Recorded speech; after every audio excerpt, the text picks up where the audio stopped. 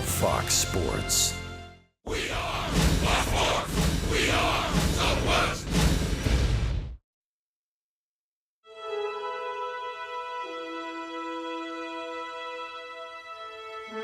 Playing host to many of the greatest players in the game. And it is gone. A home run for Ted Williams in his last time at bat in the major league. Base hit, number 3,000. Yastrzemski's got it.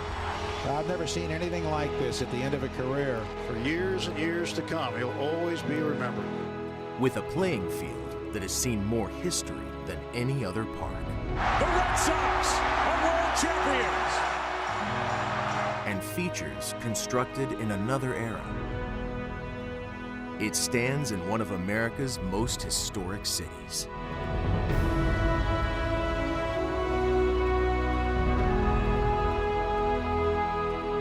A baseball icon, Fenway Park. One of the greatest ballparks in America here in Boston, Massachusetts. Fenway Park, home to the Boston Red Sox and now the visiting Texas Rangers as we get ready to begin a 3-game series here at Fenway. Welcome into the booth, everybody. I am CJ Nikowski along with Tom Grieve. Tom, we always love coming here. Great ballpark, lots of fun, but we really like it when the Rangers are playing well. And a guy that has had a tremendous season so far, a little bit of history for him yesterday has been Shin-Soo Choo. What a year for him. Really has been, CJ. It's been fun to watch his 47-game streak. And when you're in that kind of an on-base streak, obviously your numbers are going to look pretty good. And he's been moving up the AL rankings in a lot of categories. 56 walks, he's third on base percentage, OPS, hits, all in the top 10 or right near it. And to make it even better, he made the All-Star team for the first time. Huge day for him. He extended his streak yesterday in Detroit in this way. Fifth at bat, last chance, hit one right off the end of the bat. Fortunately, the third baseman was playing back. Shin-Soo has been nursing a sore quad, so he's not running 100%. He had to place that little ground ball perfectly to be able to go three-quarter speed and beat it out. Yeah, what a day it really was for Choo. Not only did he extend that streak and set the record, of course, he found out he was going to be an All-Star for the first time in his career. And for here, the Boston Red Sox, unbelievable what they have done this season. 5 All-Stars, 2 of them are having tremendous years offensively. That's Mookie Betts and J.D. Martinez. Yeah, these guys, you can't say enough about the job that these two guys have done. They're not only high in the AL rankings, they're high in Major League Baseball rankings. Mookie Betts made an All-Star team for the third time. He's only 25 years old. J.D. Martinez for the second time. He's been exactly what the Red Sox were looking for when they signed him.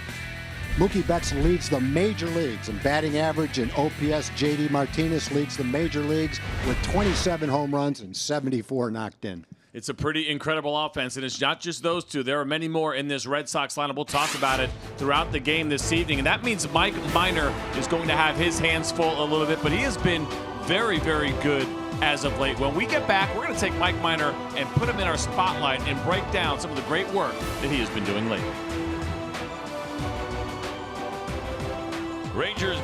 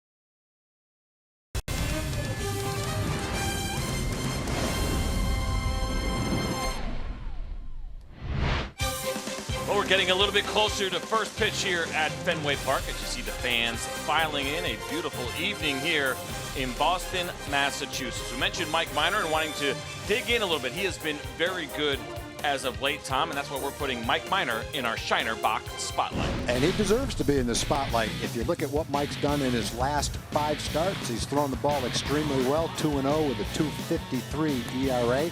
Opponents are hitting below 200 against him.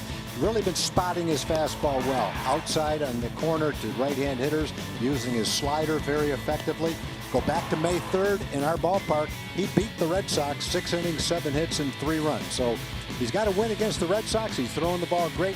Hopefully it plays here in Fenway Park tonight. He certainly will have a challenge in this ballpark against this lineup. There's a couple of guys on this Rangers roster who have never been to Fenway Park. John Radigan is going to talk to some of the young players here with the Rangers on their first experience here in Boston.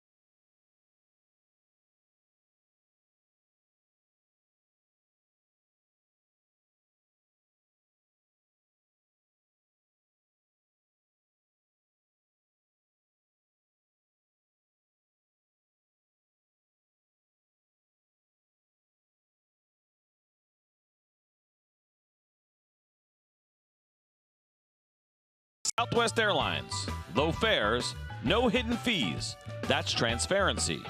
And by Buick. Visit your local Buick dealer today.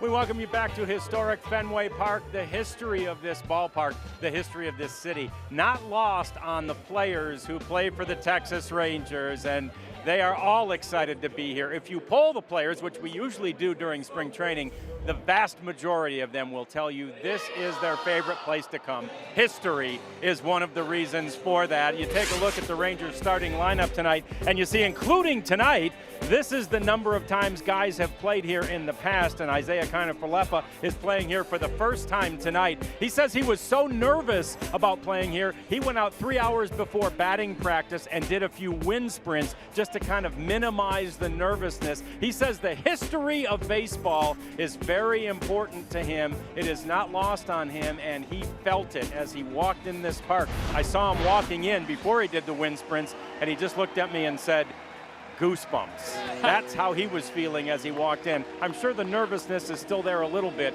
but he'll manage it and have a great day at third base, guys.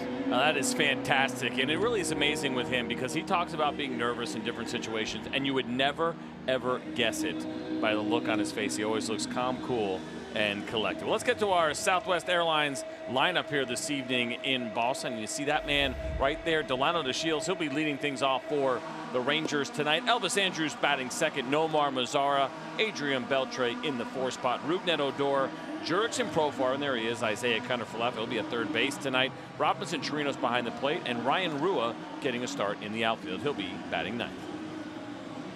And Eduardo Rodriguez, the lefty, will take the mound for the Red Sox. Take a look at his arsenal. A lot of four-seam fastballs 40% of the time. Cut fastball, a lot of changeups, also a sinking fastball and a slider. So all the traditional pitches, pretty good mix.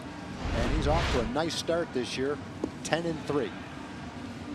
Red Sox defense is sponsored by Jack in the Box. Andrew Benintendi will be in left.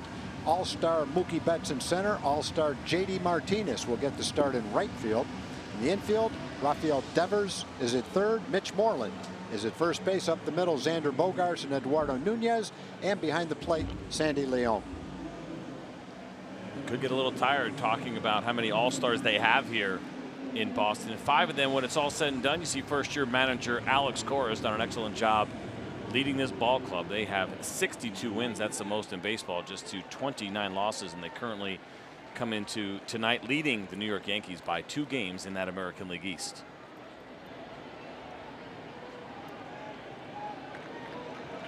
It appears that we are about ready to go. Delano DeShields steps in.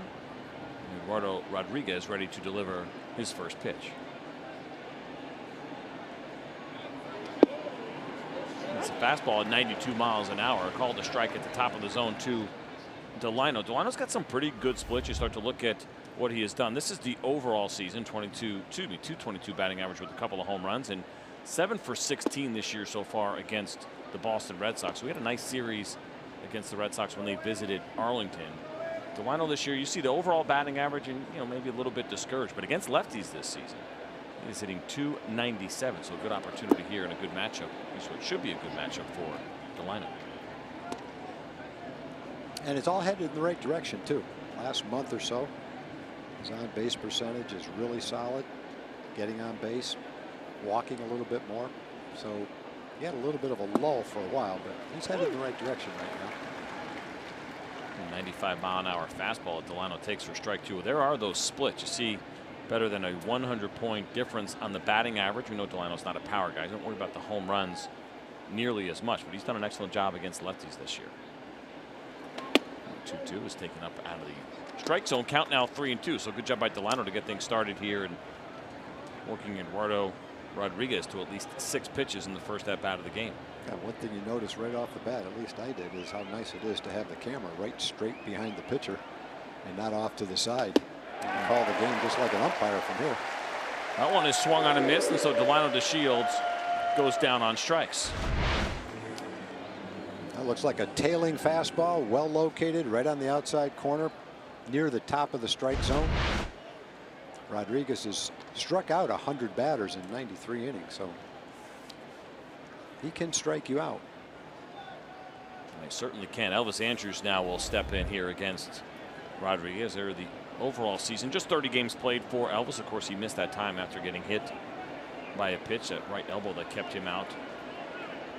So just 30 games as we get closer to the All-Star break, and Elvis swings and misses at a first pitch breaking ball. I'm glad you mentioned that about the camera. I'm a huge fan of that as well, directly behind home plate. I think that, first of all, it takes a little while. Some fans, when they first see it, a little, kind of thrown off by it, but I just think you get such a good view. My favorite part of that is the movement that you get to see. Sure. Anytime the camera's offset a little bit, you just don't get to see the true pitch movement, and you get a really good look at it. Now, you'll get a little deceived on up to down, as far as high to low on pitches. It might not be exact because the camera sits a little bit high in order to be directly behind the pitcher, but to me, that's a great trade-off. I do it every time. No doubt, I would too. You really don't need the strike zone on the side because you can see it for yourself.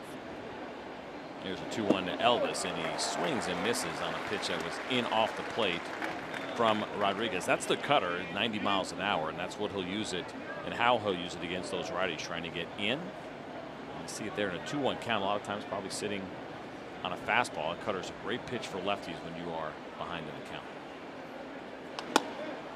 There's a ground ball hit to short. Bogaerts is there, throws over to first, and Mitch Moreland is there.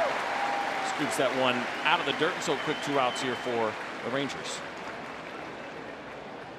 Well, it's time for our Kubota Power Stats, and we're We're just talking about Rodriguez and how good he has been, Tom, and you mentioned the 100 strikeouts. That is now 3 100-plus strikeout seasons for the young lefty. He's done it by his age 25 season. Roger Clemens, the last Boston pitcher to have 3 100-plus strikeout seasons by the time they reached their age 25 season. So some pretty good company for Rodriguez. Yeah, Rodriguez came up in the Oriole organization. He was one of their best prospects. And 4 years ago, the Red Sox traded Andrew Miller to Baltimore in return for Eduardo Rodriguez. I can remember people in baseball feeling like the Red Sox, if you had to trade a player of that caliber, got a great return on it. He was a highly touted prospect. And it's kind of taken him a while to get to this point. But at his age, he's made really nice progress. You look at their staff, he's not the guy you mentioned first, but he's 10-3 with an ERA under 4. On his defense, David Price is probably not the first guy that you mentioned either, or is Rick Porcello, well, a couple of guys that have won Cy Young Awards. He might be the first guy the fans mention here, and not always in a positive manner. There's the pitch to Nomar Mazara. Fastball called strike. Count even 2-2. The rotation here in Boston is filled with names and guys that still have plenty left. There's Rick Porcello. Guys that are really in their primes. David Price has had some issues here, but I mean overall, you look at the depth of this rotation, it's pretty unbelievable. And this one is lined down the left field line. That's going to reach the seats, and count remains 2-2 to Nomar Mazara. I like the story that was in the paper this morning. In Kansas City, Porcello was pitching, and Cora, the manager, went out to make a pitching change. And Porcello just screamed at him, "I've got this, I've got this." And Cora turned around, went back to the dugout, and he struck out a couple of guys, battled through 7 innings. He's a tough guy on the mound. Another big year. And Mazara lays off that slider. Count now full to left-handed hitting Nomar Mazara against Eduardo Rodriguez, who has done a very nice job against lefties this year. .219 batting average against, and he's allowed just 3 home runs to left-handed hitters this season. They've almost got 4 pitchers at the All-Star break with double-digit wins. Porcello and Rodriguez have them, and Sale and Price each have 9 wins. And the 3-2, and Nomar Mazara looks at that one, and so it is ball 4. A 2-out walk for Nomar Mazara here against Eduardo Rodriguez. Well, I guess if you're going to have the highest payroll in all of baseball, and the Red Sox certainly have that at approximately $247 million, a pretty good margin. You would assume that there'd be some big names in that rotation, and there are, but Chris Sale is not a guy that is necessarily costing you a ton of money. He signed a relatively team-friendly deal with the Chicago White Sox, and then was traded over here to the Red Sox, a deal that involved Yoan Moncada. Yeah, there's a lot of teams who have had the highest payroll that haven't also had the most wins in the major leagues. The Red Sox have a huge payroll, but they've also got the most wins in baseball. So I guess if they're getting what you pay for, let's put it that way. Well, Adrian Beltre steps in, and he takes that one off to play. Count even 1-1. 295 overall for Adrian this season. Back in Boston, a place that he certainly is very familiar with.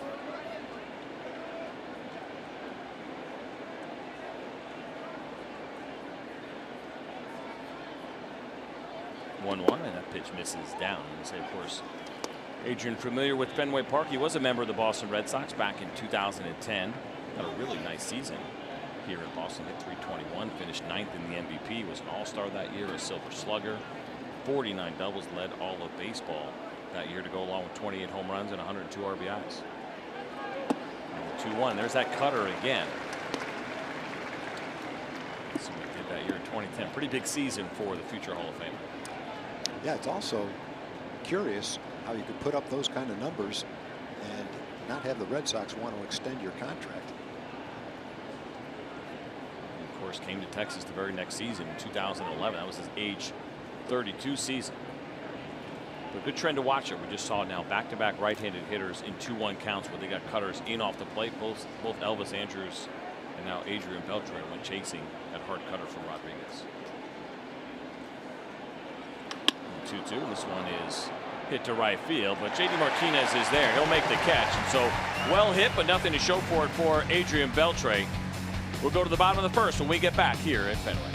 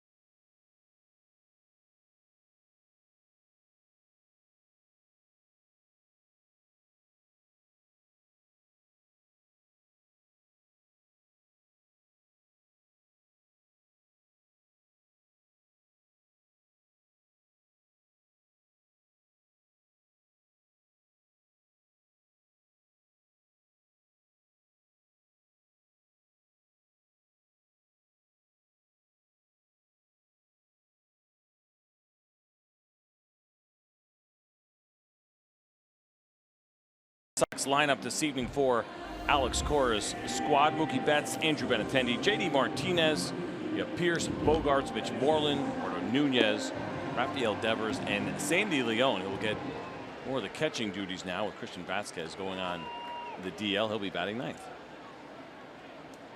And for Mike Minor, the pitch arsenal. Four-seam fastball. He'll throw it almost half the time. He's had a really good slider. Mixes in a changeup and a curveball to go along with it. Last two starts, opponents have hit 0-95 against his fastball, especially to the right-hand hitters. He's just really been able to spot that on the outside corner, a little bit off the outside part of the plate. Right-hand hitters have had a terrible time with it.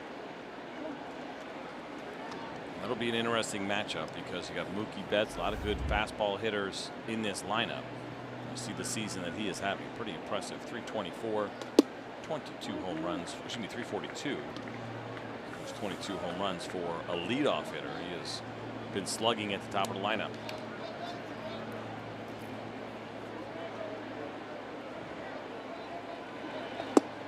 The 2-0 misses and the count now 3-0, and you always worry about that. You got a left-hander in this ballpark, not necessarily an ideal ballpark for lefties with the short left field porch. You got a lot of right-handed hitters in the lineup tonight for the Red Sox, just 3 lefties.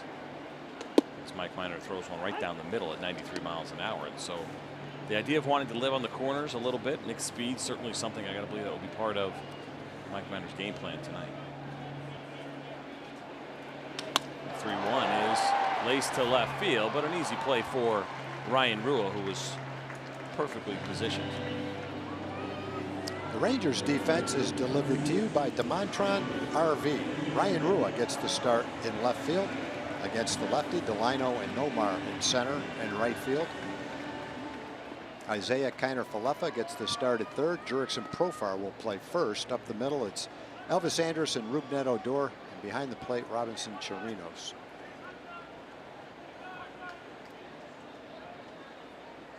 Andrew Benintendi steps in. He looks at a first pitch fastball up above the zone at 94 miles an hour. I mentioned 3 lefties in the lineup. Benintendi obviously one of those. 293, 14 home runs. You see that there. He has been on fire. 6 hits in his last 7 at bats. He just had a streak on their previous road trip in which he reached base 10 straight times.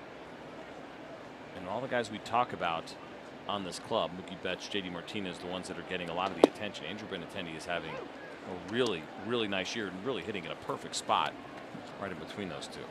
Yeah, there's nothing that this guy can't do. He's 16 out of 17 in stolen bases. He can play center field. He walks a lot. He's got a good on-base percentage. He's got power. Anything you'd want a position player to do, he can do it.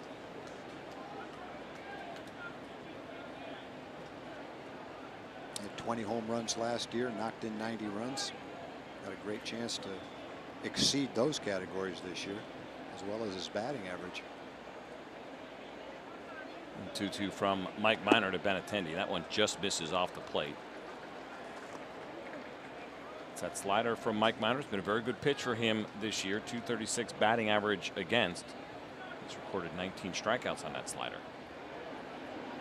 The fastball is a called strike 3 right at the bottom of the zone. 95 miles an hour from the left-handed Mike Minor. Andrew Benintendi did not like that at all.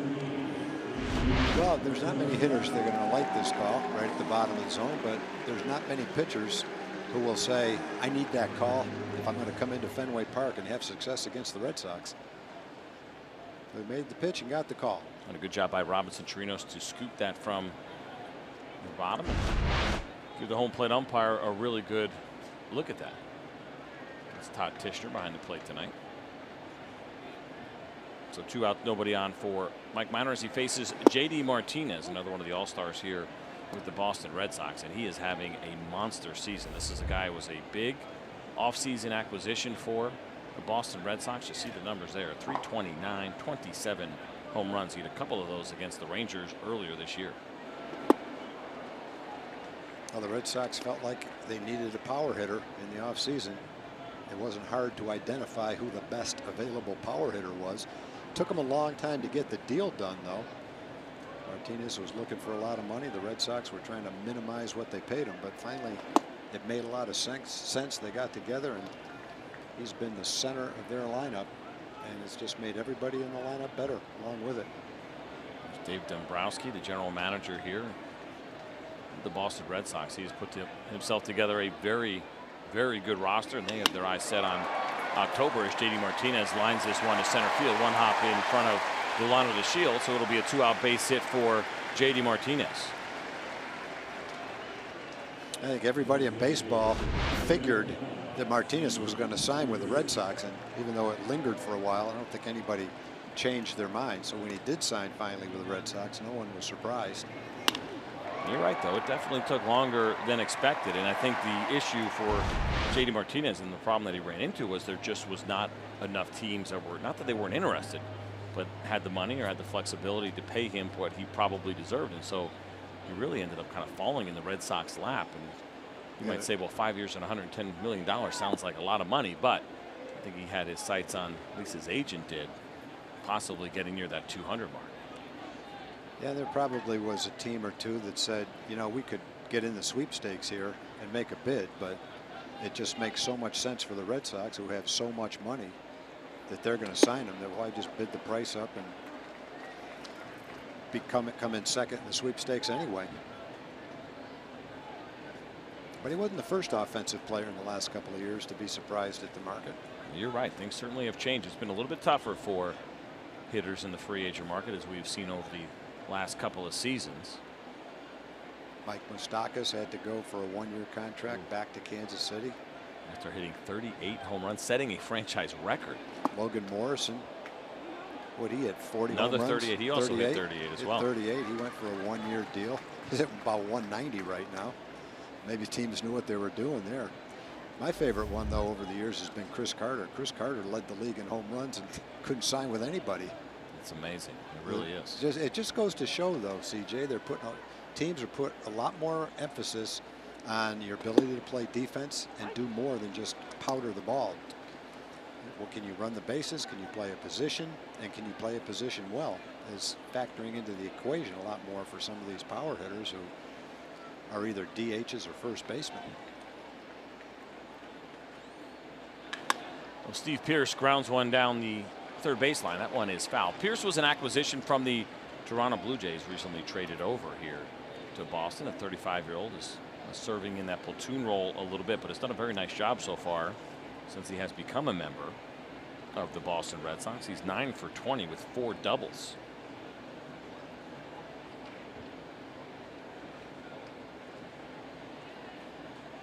Yeah, this is a perfect place for him to be. A contributor to a pennant-winning team, pennant-contending team. They haven't won it yet because he can hit. Got a little bit of versatility defensively, but he's pretty much here for his bat. Good right-handed bat to have. If everybody's healthy, maybe he doesn't get a lot of playing time. But when he does, he adds a little more than just a bench player to your lineup.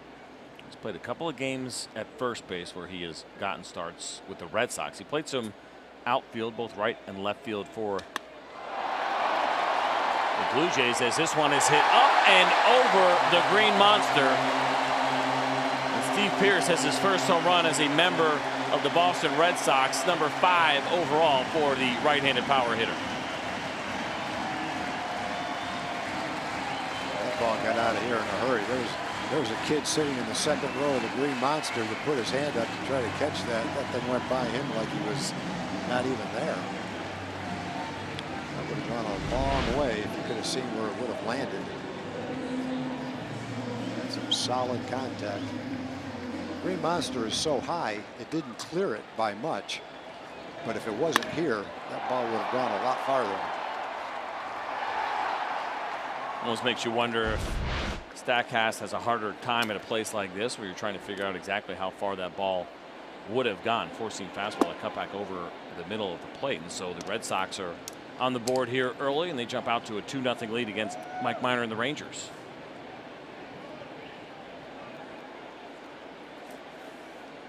Xander Bogaerts now in, and he swings and fouls one back, count even 1-1. We highlighted J.D. Martinez and Mookie Betts, but there's a lot more than just those two in this lineup. Benintendi could be an all-star. Bogaerts, Mitch Moreland is an all-star. A lot of guys can hit in this lineup. Well, they certainly can. Bogaerts retired on the soft line out to left, but Steve Pearce, that man right there, a 2-run home run to give the Red Sox an early lead.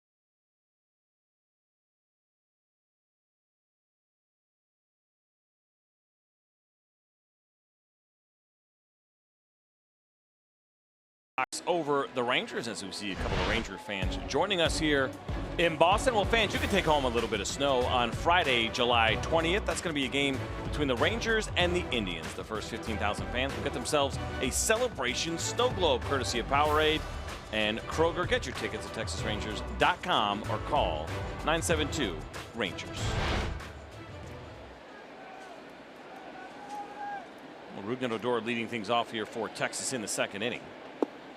Talking about Delino DeShields and what a good job he has done against left-handed pitchers this year. Rougned Odor overall 236 with the 5 home runs, and he's done very well against the Red Sox. You see it there on the bottom over the course of his career with the 321 batting average. But also this season, a really nice sign for Ruby. He's hitting 273 against lefties. That's a nice improvement for him. A year in which you see the batting average down, to see him doing so well against lefties, I believe, pretty encouraging. Definitely, for sure.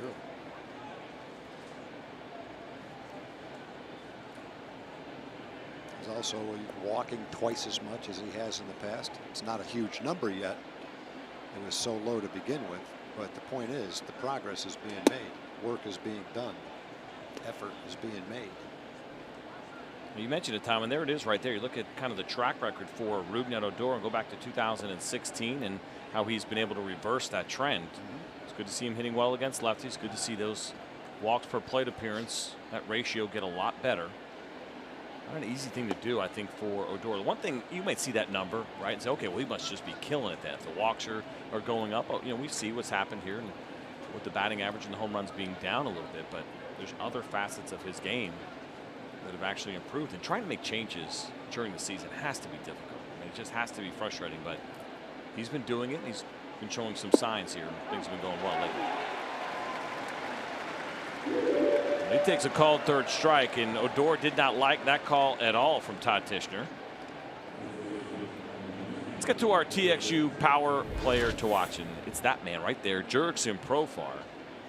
He's having a really nice season, but especially here over this 8-game hit streak. He's hitting .353. He's got 5 RBIs, but it's the doubles and the on-base, the OPS that has really stuck out here for Jurickson. Slugging a little bit, but squaring the ball up, it just seems like, Tom, he's making a lot of hard contact. He is. A lot of his outs are hit hard as well.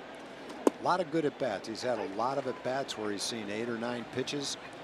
He doesn't strike out a lot. He has a knack for making some kind of contact on pitches he's fooled on. In his last 42 games, he's hit 7 home runs and knocked in 31 runs. And when you look at rankings on the team, he ranks favorably in a lot of offensive categories. And I don't know that that's something you would have expected when the season started. And like Rougned, he hasn't made some kind of quantum leap all of a sudden. It's been steady. When he first got a chance to play shortstop every day, when Elvis was hurt, the success didn't come overnight.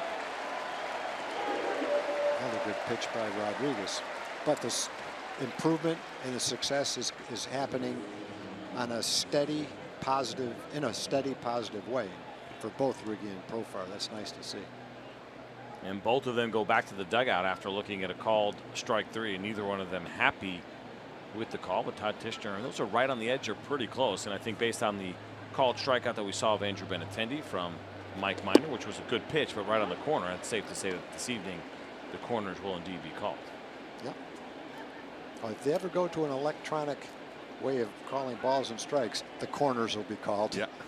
You're going to see some upset hitters in my mind, don't you think? Oh, without a doubt. The thing I get most nervous about, though, is guys that have big breaking balls, as we see Isaiah Kiner-Falefa fight that one off here, his first at bat at Fenway. But, you know, think about the really big breaking ball that maybe finishes right at the dirt. It probably crosses the bottom of the plate, a strike. Yeah. But we're used to that. Of course, it's a ball, right? Because we see it land near the bottom. I think that's one that fans and players would have a really, really hard time with.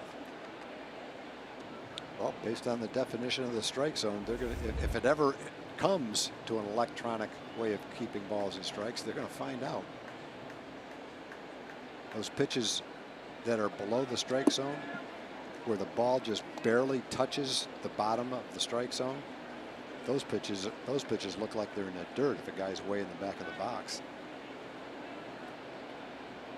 Rodriguez missed with the backdoor cutter. Now here is his 2-2, and that fastball misses upstairs. 95 miles an hour. Rodriguez has a very good arm, and we talked about the good season that he is enjoying so far here in 2018. He's already tied a career high in wins with 10. He's got a lot of swings and misses, and he's got 3 strikeouts so far this evening. Full count pitch misses off the plate, and so Isaiah Kiner-Falefa goes from 0-2 to a walk, and so a good at bat for the Rangers' third baseman tonight.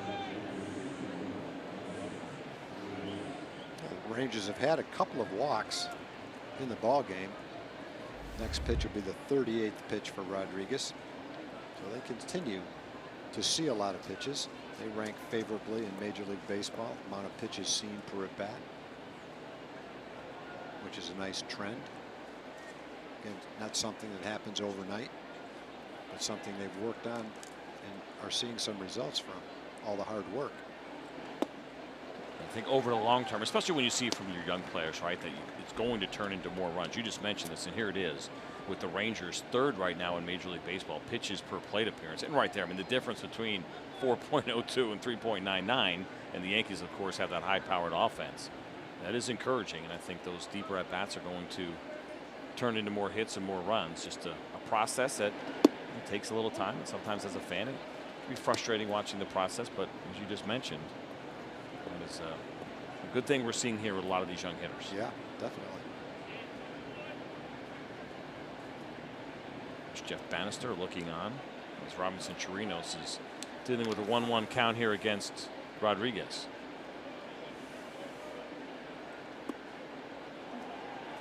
Little flinch there from Tishner, but did not make that call. That one looked like it was below the zone. Yeah, that one was lower than the one he called on Benintendi. So a consistent call.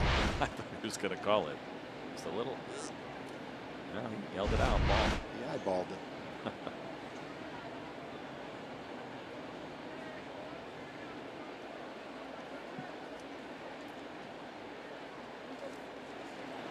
2-1, and that one is on the corner. That's called strike 2, and you see Robinson Chirinos not happy with that call, so a couple of called strikes here. Rangers hitters certainly not too thrilled about. Yeah, these are the kind of pitches that I'm talking about when you talk about an electronic way of keeping balls and strikes.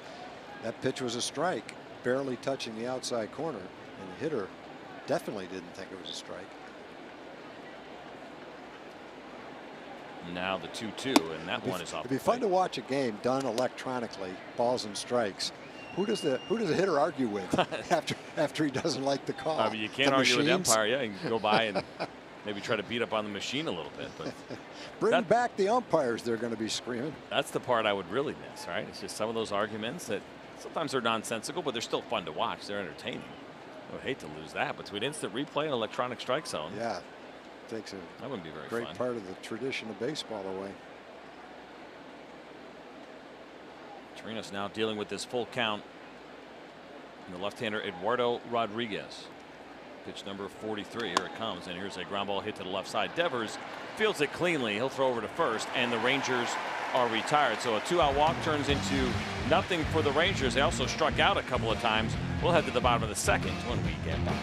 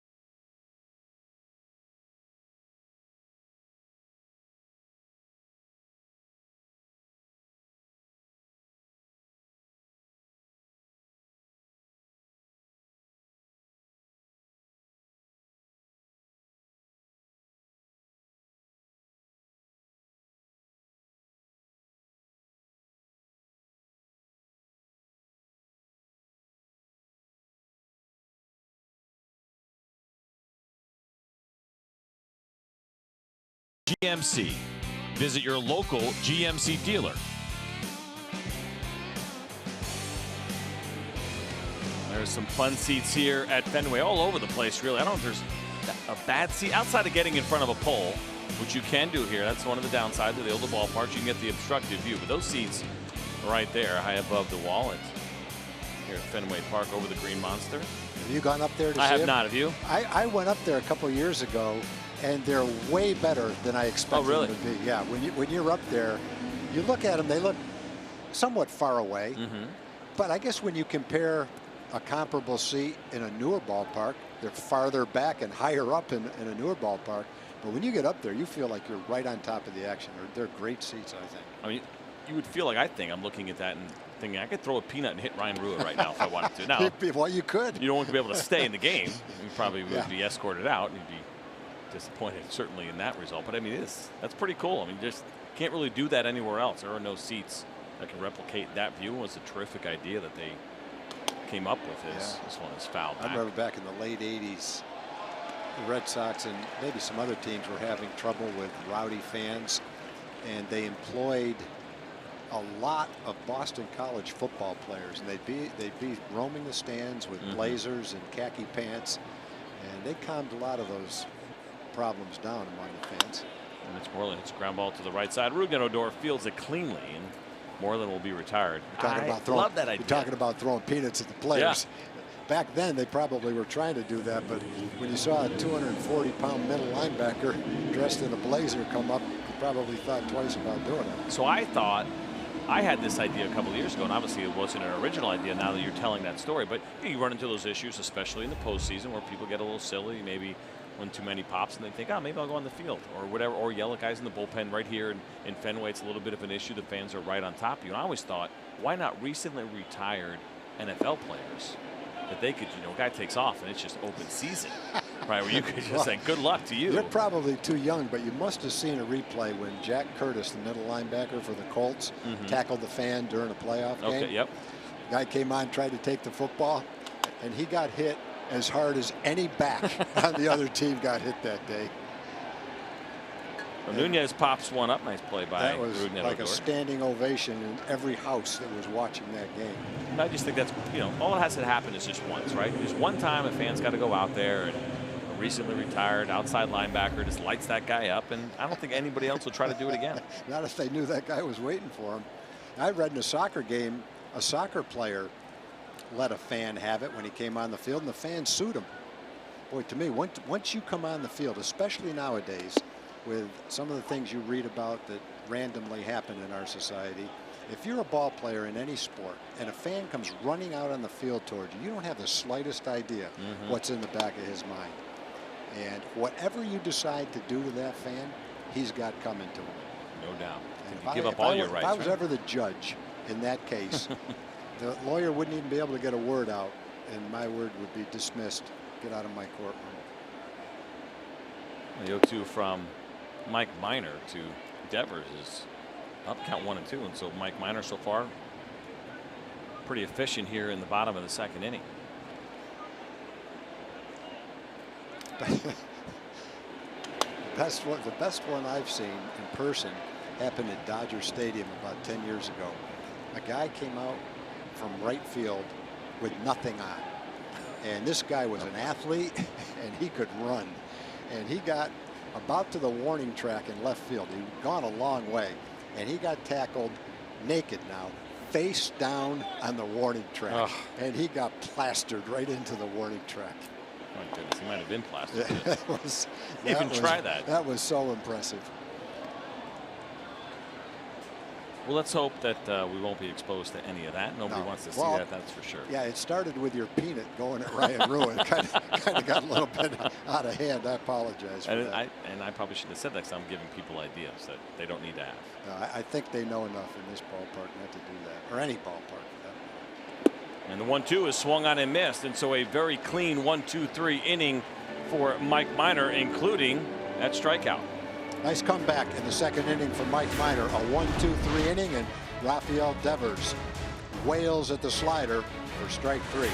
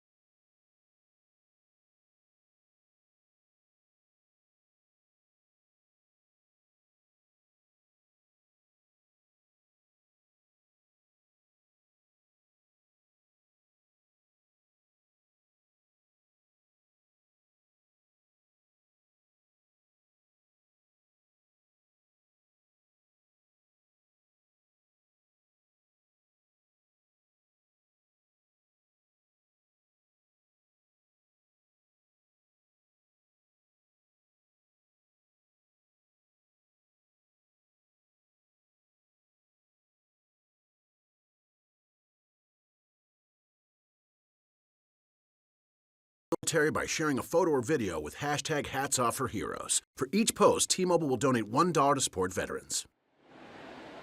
Welcome back to Fenway Park. Top of the third inning here with the Red Sox leading the Rangers by a score of 2-0. And there was a first pitch strike to Ryan Rua. Eduardo Rodriguez is now 9 for 9 in first pitch strikes. And so the Rangers probably taking note of that. May want to start swinging a little bit early as Rua fouls one down the right field line. I mean, you and I were talking about that just during the week off camera during the game. It's an interesting trend we're seeing with this club.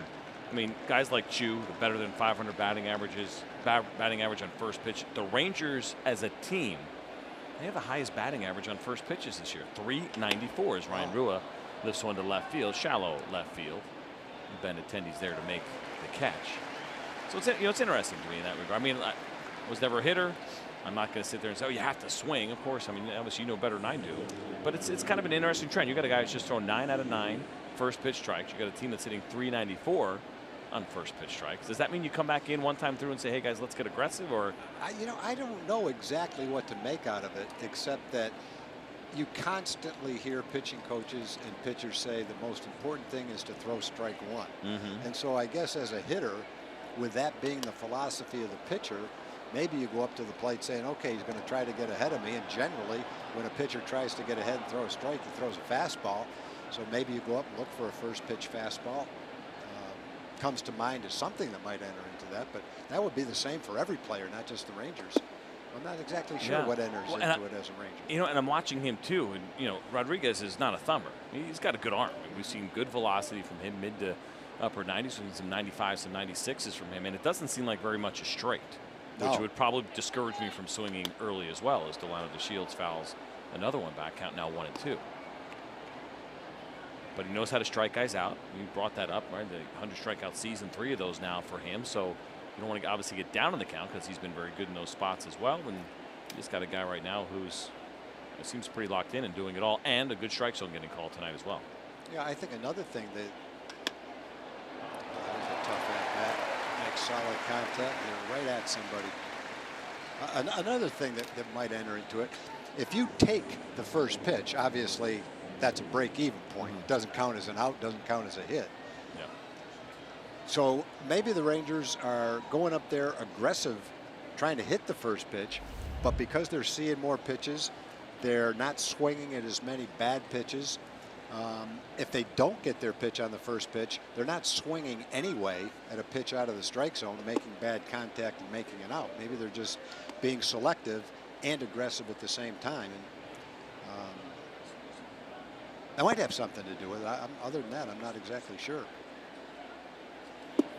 But doesn't the league in general have a high batting average against first pitch? They do. I mean, the Rangers obviously have the best batting average of the group at 394, and there's some guys in particular in the lineup that have been really strong. But yeah, you know, it's interesting to see because right now we're in a phase where the batting average is so low in Major League Baseball, but it's 335 on first pitches. Yeah. Right. So I would love to see the analytic response to that, because I'm not exactly sure what that means or how it's happening. So I'm all ears on that one. 1-2 to Delano DeShields, ground ball to the right side, fielded cleanly by Nunez over to first, and a 1-2-3 inning for Eduardo Rodriguez. Well, there's a guy up there that you may know. We certainly know him really well. It's John Radigan. He's got something for you when we get back.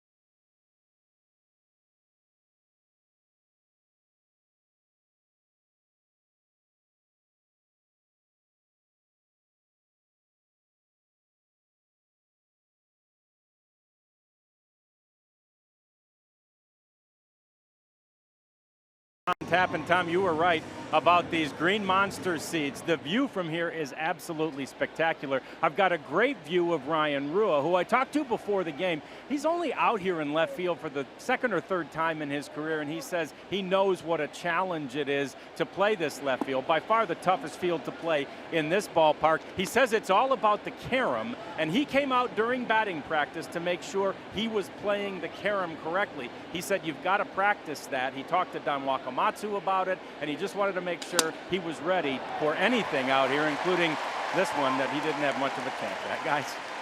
Well, did you bring any peanuts with you, John Radigan? We feel like you could hit Ryan Rua with a peanut from that. You're a little bit further down the line. We kind of thought maybe you could test our theory out and throw some peanuts at Ryan Rua. I'm sure that would go over really well. Yeah, that might not play well. And you know, Bassick was talking in the pregame show about how pitchers and veterans like to come out and during batting practice, take balls and play the carom.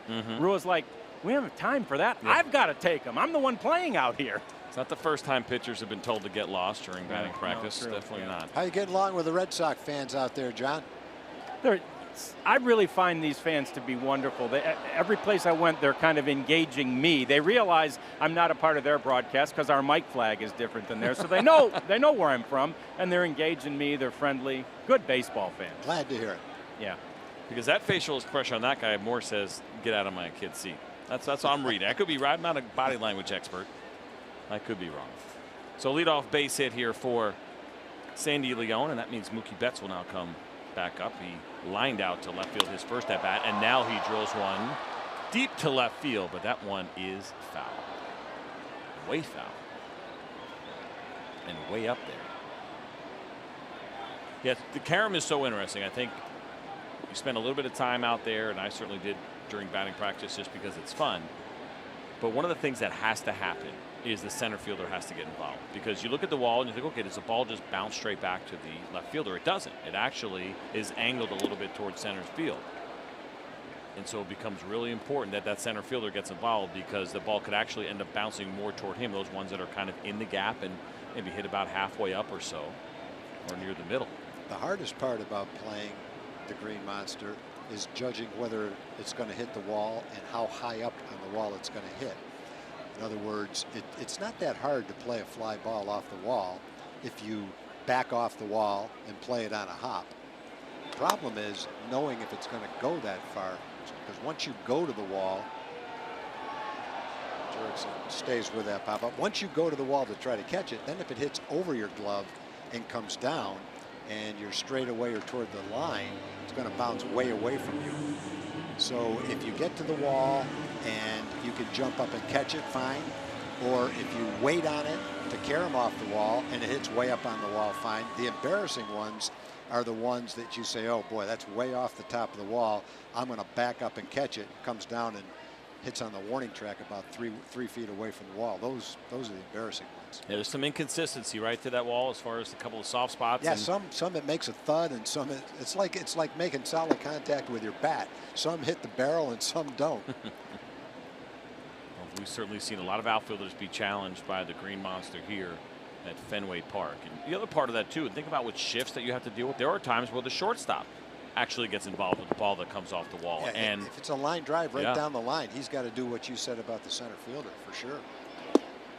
And then, of course, with the shift, right, he could run into trouble if they're shifted the way. I mean, that could end up being the third baseman's responsibility if the shortstop is on the right side of second base, which is part of our new trend here in the game. And the other place the shortstop has to go, if there's a ground ball hit right down the line, looks like it's going to be a double, and it hits the wall that juts out toward left field, the left fielder can't get to that ball in time to keep the guy from going to second. So the shortstop, if he sees that, has to go out in the middle of left field and get that ball too. Certainly an interesting ballpark, and I love that about our game, that there's so many different ways you have to play certain ballparks because of the walls. And that's not even the only thing here in Fenway as far as the left side. You got center field, you got right field. Everything is a little bit unique compared to most ballparks as Andrew Benintendi takes a second strike from Mike Minor.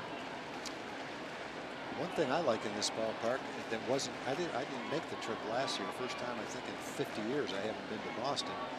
But the fencing that they've got up, we talked about it in other ballparks, all the way around to protect the fans. They've put it up here all the way down to the left field foul line. That makes a huge difference. The 2-2 is lined in the right field gap. Delano DeShields will cut it off. He's going to have to hurry to get it in. And he does, as Sandy Leon will have to stop at third. But it is a one-out double for Andrew Benintendi. Yeah, that would have been interesting if it was someone other than Leon. Leon obviously is not a plus runner as a catcher. But if they had a pretty good runner, that would have been nice to see, because that was about as well as you could handle a relay throw. Delano did a 360 and hit the cutoff man, and Rugi's throw home is going to take a perfect one-hop strike to Robbins Chirinos. Watch it come into Chirinos right here. Well, if that was a good runner, that would have been fun to see, because I think that relay throw would have had him. Great job by Delano DeShields to get that in. And a good thing that ball bounced softly, because if it got past Delano DeShields, that would have been probably an easy triple. It is so deep out there in right center field into that triangle.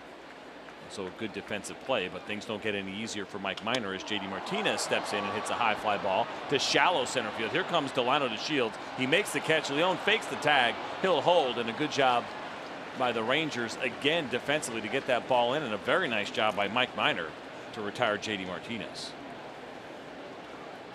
Let's throw to our studios back in Texas. What's going on, Rick Renner? It's time for a Chevy game break.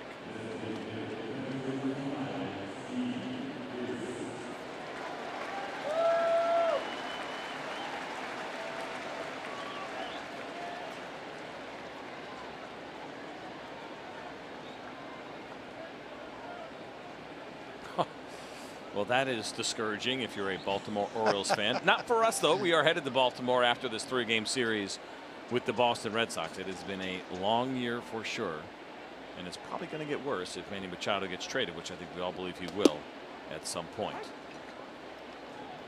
There is that American League East, and the Boston Red Sox and New York Yankees going back and forth, but the Red Sox right now with that 2.5-game lead. But there are the Baltimore Orioles, 36.5 games out of first place. They are, is that right? I double checked my math. They are 40 games under 500 right now. Yeah, that's not a team that's tanking either. That's a team that was trying to win when the season started. Interesting times in Baltimore, that is for sure.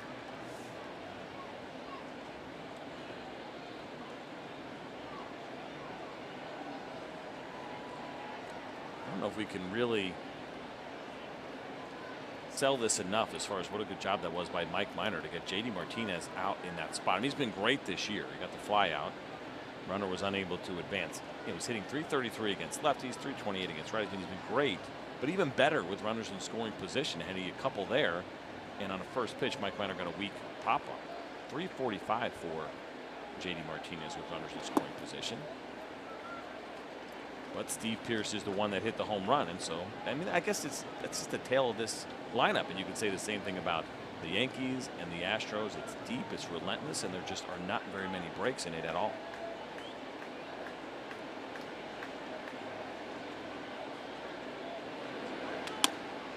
There's a ground ball, and Elvis Andrus fields it cleanly, and so Mike Minor does an excellent job pitching around a couple of base hits and getting out of that jam with runners at second and third and just one out.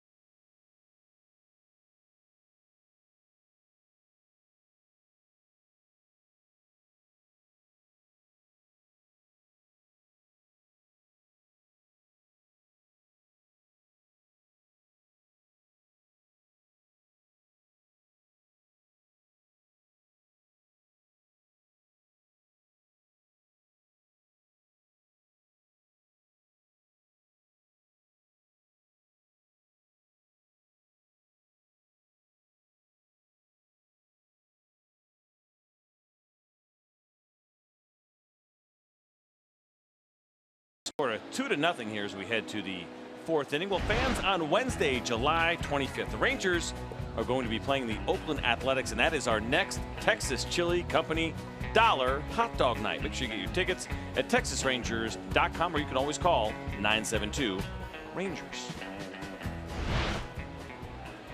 Nomar Mazar now steps in here against Eduardo Rodriguez, who had just an 11-pitch inning in the 3rd. And the Rangers did a nice job of getting that pitch count up, but he bounced back very nicely in the 3rd. Actually, Mike Minor had an 11-pitch inning the inning before that, and then Rodriguez answered him. So Nomar Mazar did a nice job drawing that walk against Rodriguez. Another shot at him here in the 4th.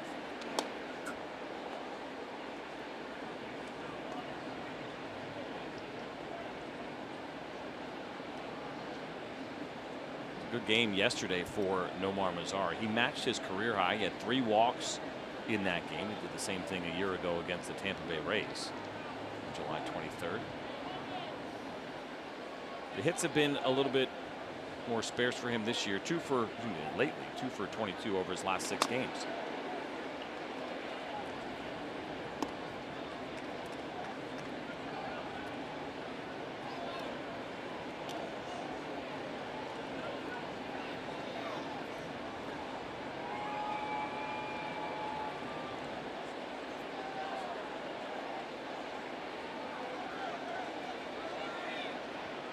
There's a 1-2, and that one just misses downstairs. Rodriguez wanted it. We've seen some low pitches called, but ones that have been in the zone. That one was not. So the count 2-2 now to Nomar Mazar. There's Todd Kushner.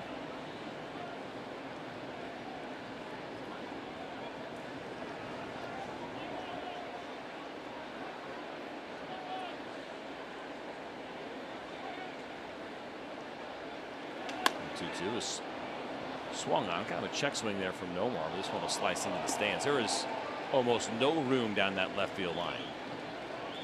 Certainly we talk about the wall and the Green Monster, how difficult it is to play that, but that Tom right there, it's about as narrow as it gets between a wall and a tough wall and the foul line. It's very difficult to catch a foul ball down that line if one happens to come right there. That's a metal door right there. Yeah. I mean, this, you get the padding. Not easy to run. You have a metal that. Door. Generally, you don't play that way. You play towards center field. Now, Nomar Mazar is called out on strikes. He did not like it, and it seems like he wants to have a little bit of a conversation with Todd Fisher about it. Well, let's get to our showstopper, and quite a game between the Arizona Diamondbacks and the San Diego Padres. This is the 16th inning. And check this out. Will Myers thought that was ball 4. It was actually only ball 3. And you say that doesn't really look like a pitcher pitching. That's because it wasn't. It was just Jeff Mathis, the catcher, who had caught for 15 innings. I mean, how many balls do you think he threw in 15 innings? He had to be up to 100 pitches before he actually ever took the mound. Way over that. I mean, all of those throws, and then he went in there and he gave it up in the 16th inning.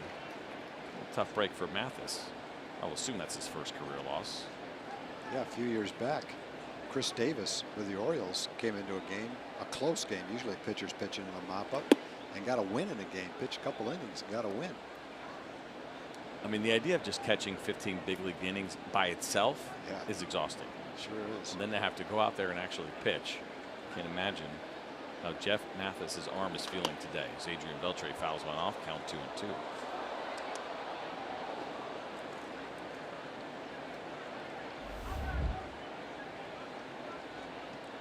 We always love, though, it seems like fans seem to enjoy, at least if they're, especially if their team's on the right side of it, right? Where there's a blowout and you get to see a position player come in and pitch. We saw Ryan Rua the other day start to warm up, did not get in the game, as Adrian Beltre lines a base hit to right field. You see JD Martinez, by the way, fielding that ball. This is his first start in right field at Fenway Park. It was kind of part of the deal when he came over here. They just did not believe that right field was a good fit for him at home. He's played right field a couple times on the road, but when he has been out in the field, it has been mostly left field for JD Martinez. Yeah, there aren't many right fields, if any, in baseball where you have to cover more ground than you do in this one. It juts out to the Ranger bullpen at 380. It's probably deeper than any right field in baseball at that point.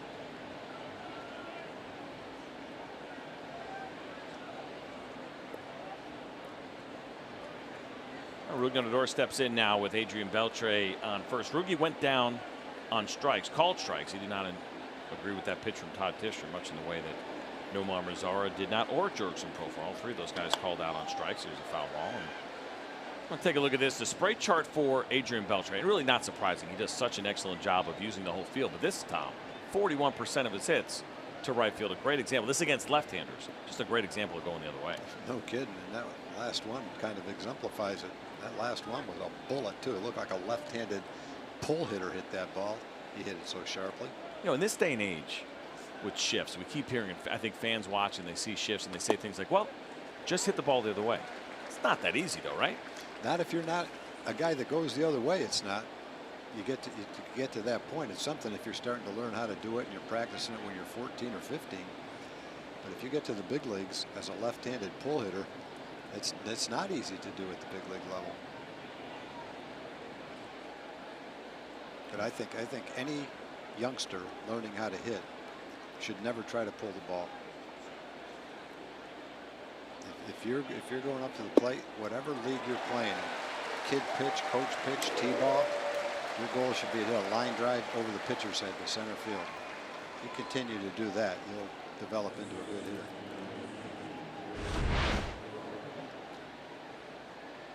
Well, if you're going to hit that pitch, you're probably better off trying to hit it to right field. It's got that tailing action to it on the outside part of the plate. So when you hear that phrase, we hear it all the time about letting the ball travel.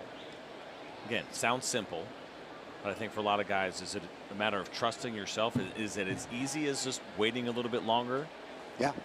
It's just, that's what you got to tell yourself. Just you have to tell yourself that. You know, you see so many hitters, not necessarily big league hitters, when they try to hit the ball to right field, they still try to get out in front when they hit it. And you have to wait till the ball is back farther.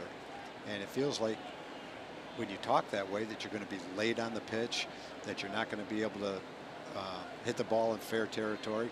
But that's the important part. You have to wait for it. And that's one of the reasons Ted Williams encouraged guys to choke up on the bat or use a bat that you can handle so that you can wait that split second longer and your bat's light enough to where you can still get to the ball, opposed to a heavier bat where you might not be able to do that.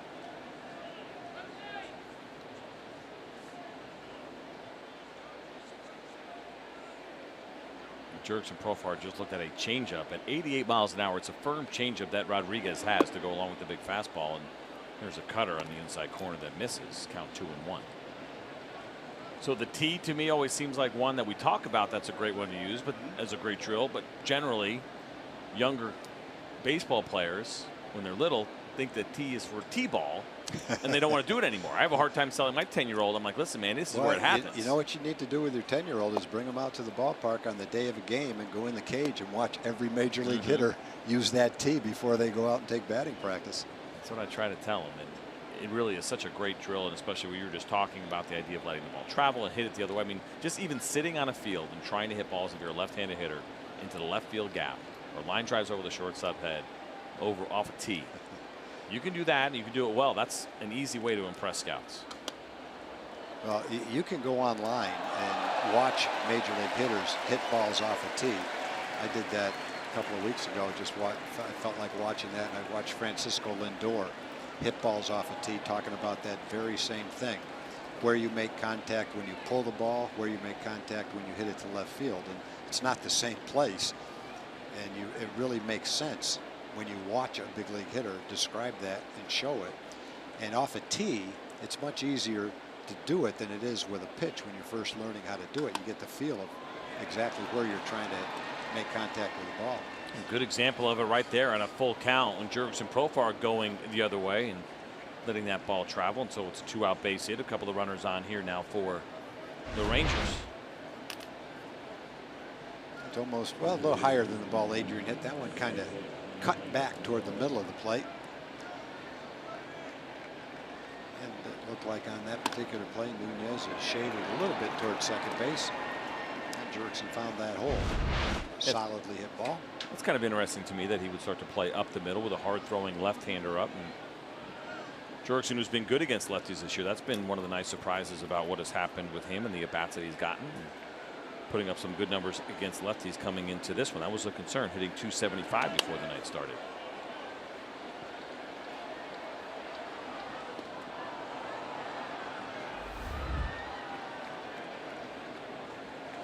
Well, Isaiah Kiner-Falefa, as John Radigan told us, pretty nervous about his first appearance here at Fenway Park. He did a nice job of working an 0-2 count to a full count. And by the way, for Rodriguez, he has had 5 of those already, and that's why you see 75 pitches through 3 2/3.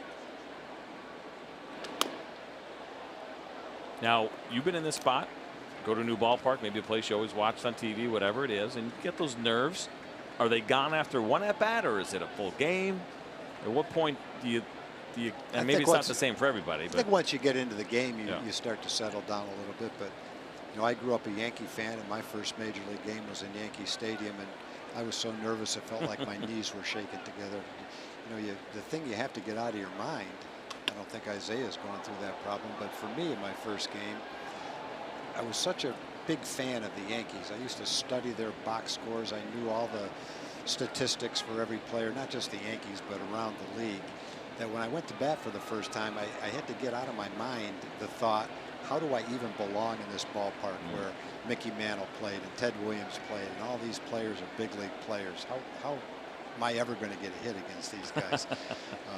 I always wished I grew up not knowing anything about baseball. I would have been better off. Whoa. That's one of the most dangerous spots in baseball right there for a fan. It's so close. At least they're facing. They're not sideways, but boy, those balls, even with the screen blocks the first 5 or 6 rows, but it can go over the top of that screen at 98 or 100 miles an hour. Probably uncomfortable for that one that's kind of right near the top of the screen. If you're a fan, not sure if it's going to hit or not. Yeah, it's awful. Be a tough play for a big leaguer. I've sat in those seats before, and you feel, if you have any idea what could happen, some of the fans are oblivious to it. But if you have any idea what could happen, and as a ball player you do, it's almost uncomfortable sitting out there. Unless you've got a glove. That's always my recommendation. When in doubt, bring a glove. Even if you can't catch, at least you can block the ball with a glove. And maybe paint your face like that, because that's pretty awesome. That little guy's got his glove. He's going to protect his sister. That takes some work right there. That was very impressive. Another 0-2 after a couple of foul balls by Isaiah Kiner-Falefa, who's fouled off some tough pitches here from Rodriguez. He's fouled him off the left to right. He's done a really nice job.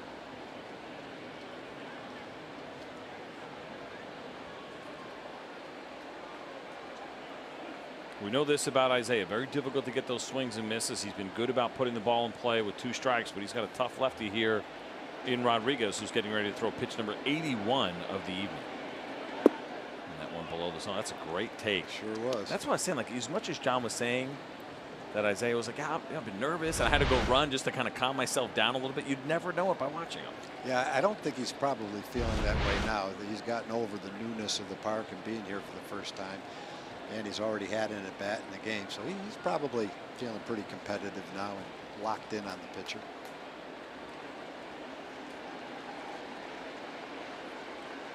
2-2 now from Rodriguez, and this one is lifted high but shallow to left field.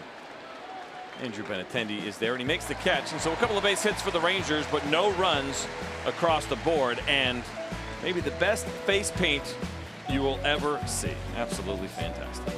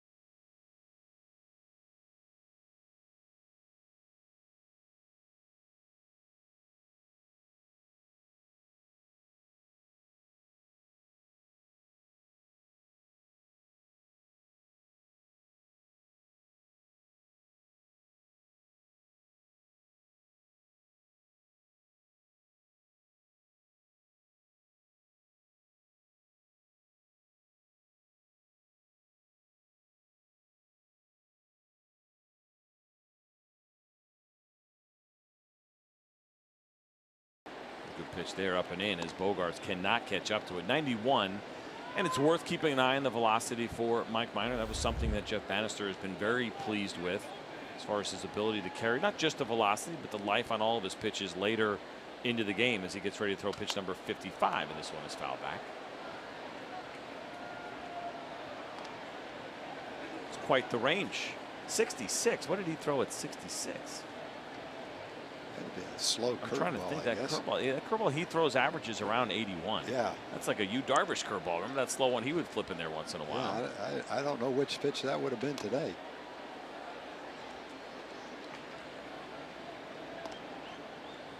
It's been a really good run here as of late for Mike Minor, and you see April and May, that ERA in the high 5s, but June and July have been much better. And look at that, the difference of 3.23 points for Mike Minor from April, May, June, July. That is the biggest difference in the game, and so some significant improvements for him. I think getting comfortable again in the rotation certainly was something that the Rangers knew would take a little bit of time for Mike Minor.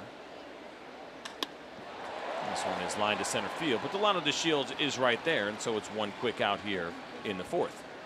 Time now for a word from our friends at Southwest Kia. At Southwest Kia, we've made car buying easy. $250 down delivers, monthly payments $250 a month or less. SouthwestKia.com.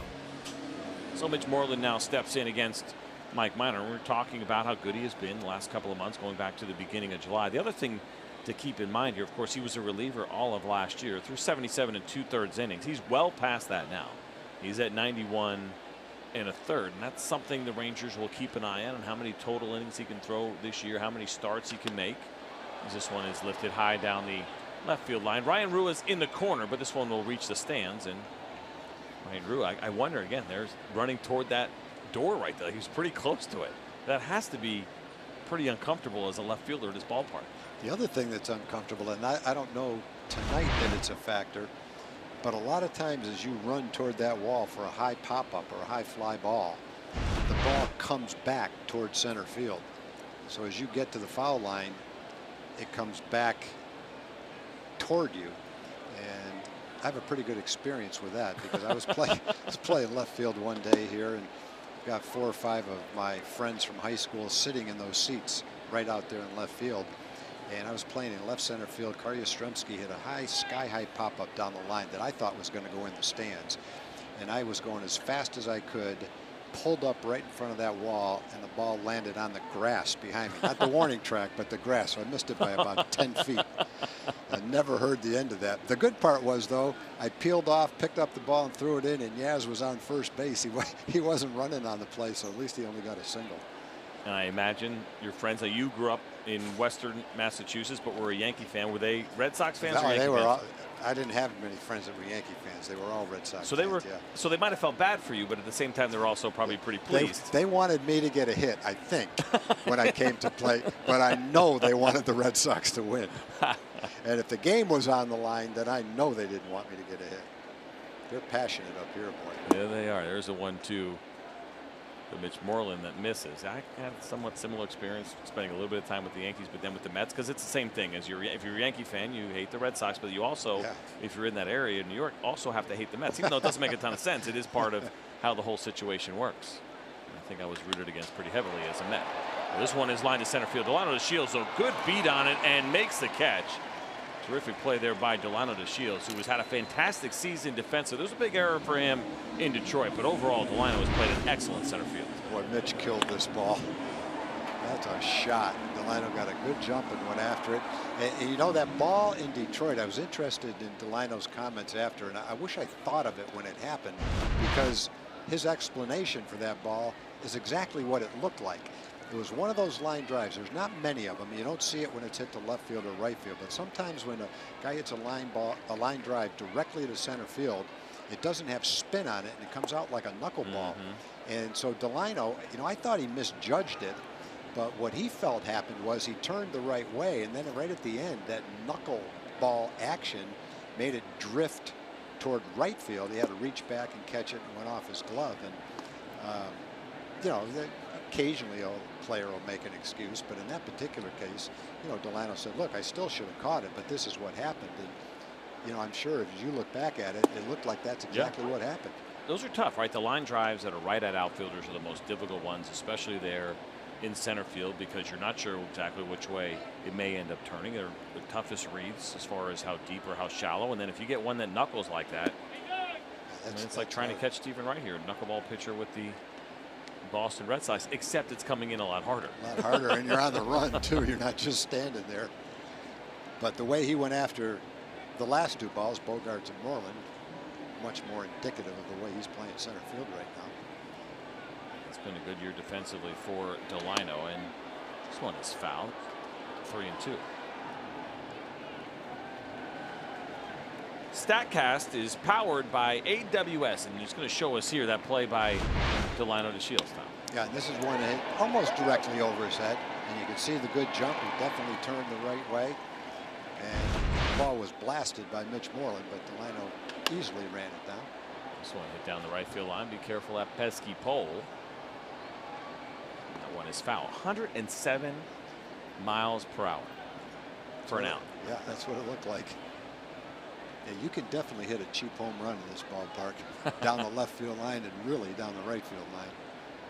So it's 302 feet to the infamous pesky pole. Now it jets out pretty quickly, but as much as we talk about left field, right field can be a little bit tricky as well. If a ball catches that wall, it's not going to bounce off like it usually would in your standard ballpark. That thing can actually roll around almost like a hockey puck in the corner and go around and be really difficult as you see the dimensions. Yeah, line drive, ground ball right down the line. If you run over to try to get it, you don't get there in time, and it goes by you. It can hug the wall and go right toward the Ranger bullpen. 3-2 is fouled off by Nunez. Good pitch there from Mike Minor at 94 miles an hour. Good movement on that fastball as well.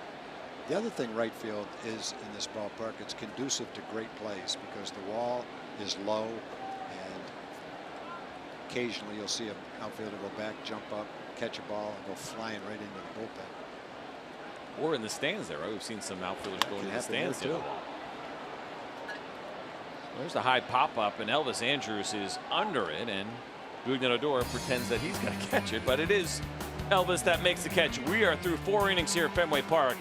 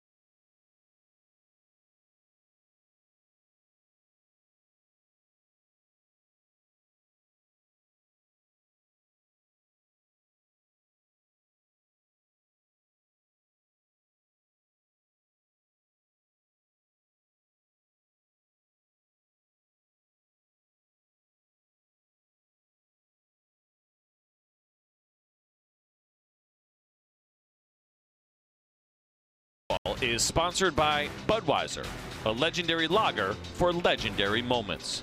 Ranger fans, this Bud's for you. The MLB.TV All-Star Sale is here. For $39.99, watch every out-of-market regular season game live or on demand. Subscription includes MLB At Bat Premium, allowing you to watch on your favorite supported devices. Visit MLB.TV for details.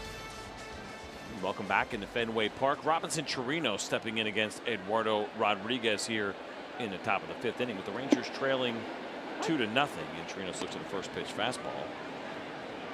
Strike one. He's now 14 of 17 first pitch strikes for Rodriguez.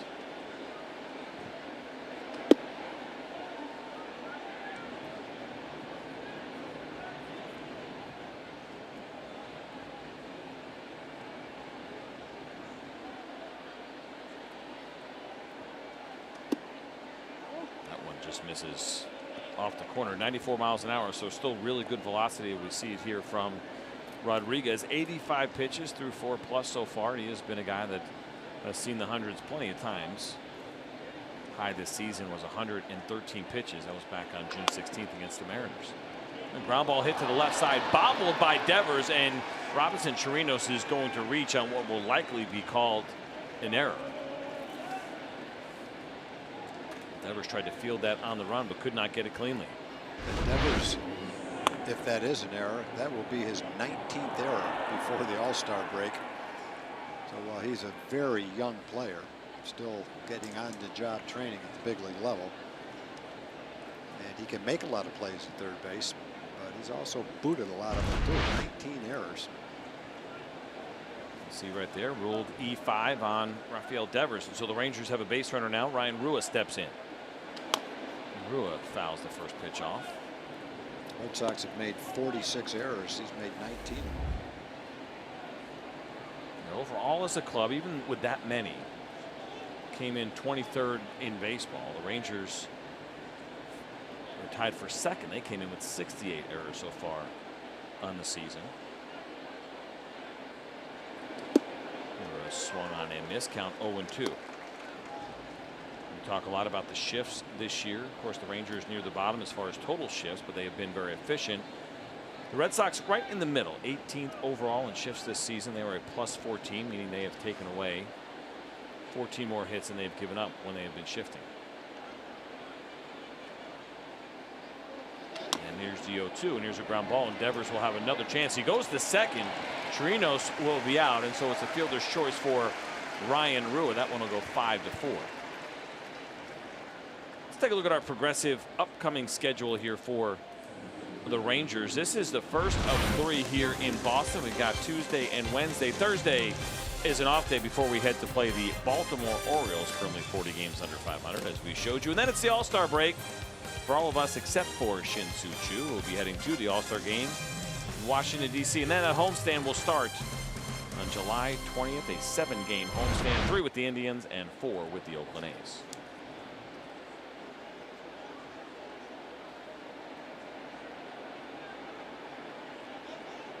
Delano DeShields in for his 3rd plate appearance so far this evening. He struck out in the first. He lined out with the ball hard to the second baseman Nunez in the 3rd.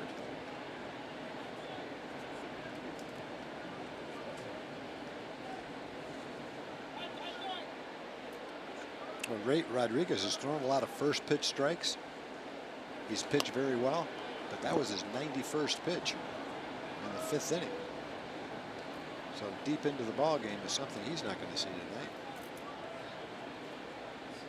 We're going to think right now for Alex Cora, hoping that he can get through this 5th inning. I mentioned the season high 113 pitches for Rodriguez. He's been as low as 84 pitches, but that 84 pitch outing, he actually got through 6 shutout innings against the Washington Nationals. That was on the 4th of July.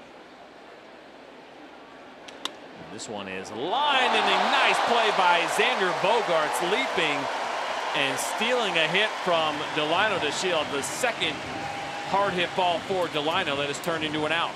Yeah, the first one was a rope right at Nunez at second base. This one was a rope that looked like it was in the left field, but Bogaerts, who is tall to begin with, showed some hang time and brought it in. And 2 tough line drive outs for Delano tonight. Nothing to show for either one of them. Tough break for Delano, who came into this one 0 for his last 11. So now it's 0 for 14, but a couple of quality at-bats and hitting the ball hard. Now this Andrews here with 2 outs in the top of the 5th. And he goes swinging at a first pitch, and you wonder about that line out right there that looked like it was going to be a base hit off the bat for Rodriguez. If he could somehow get through this inning, he may have bought himself another one. Yeah, exactly. The 0-1 to Elvis, and there's that cutter in, and we've seen Rodriguez use that against these right-handed hitters. He also has used it against some of the lefties, especially Rougned Odor, that cutter that he has thrown kind of front door. Both of the called 3rd strikes against the left-handed hitting Odor on the inside corner. It seems like he stayed inside the lefties with it and inside the righties as well.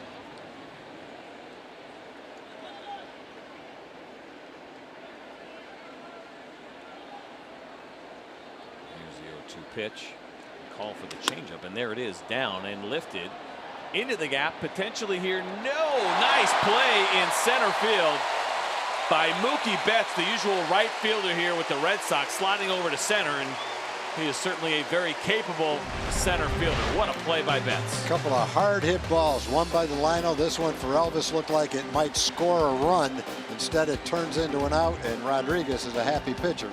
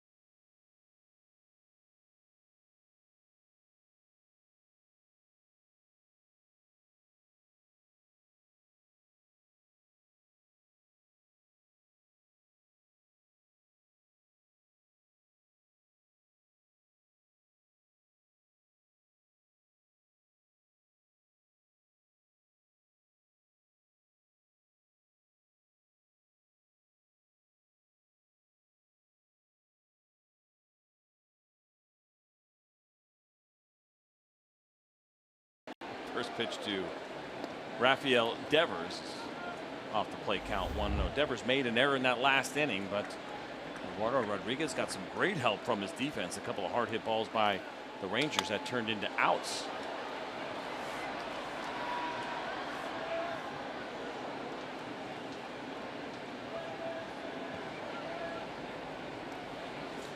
It's interesting. You look at this Red Sox roster. You're talking about the errors that Devers has made so far this season. You could see maybe they'd be interested in adding a reliever. I mean, certainly everybody is always in the market for arms when they're contending. But if you were to look around the infield, or even in the outfield for that matter, all the positions, there's been some rumblings about would they try to upgrade on the short term at third base. Catcher also maybe, although it's a very difficult thing to do in the middle of the season. Vasquez just went on the DL. Sandy Leon, very capable, and it's maybe an opportunity to upgrade there. But Devers is kind of an interesting guy. I think he is without a doubt their long-term third baseman, but some struggles as he swings and misses at that 94-mile-an-hour fastball and goes down on strikes. It's time for a Chevy game break. Let's throw it over to Rick Renner.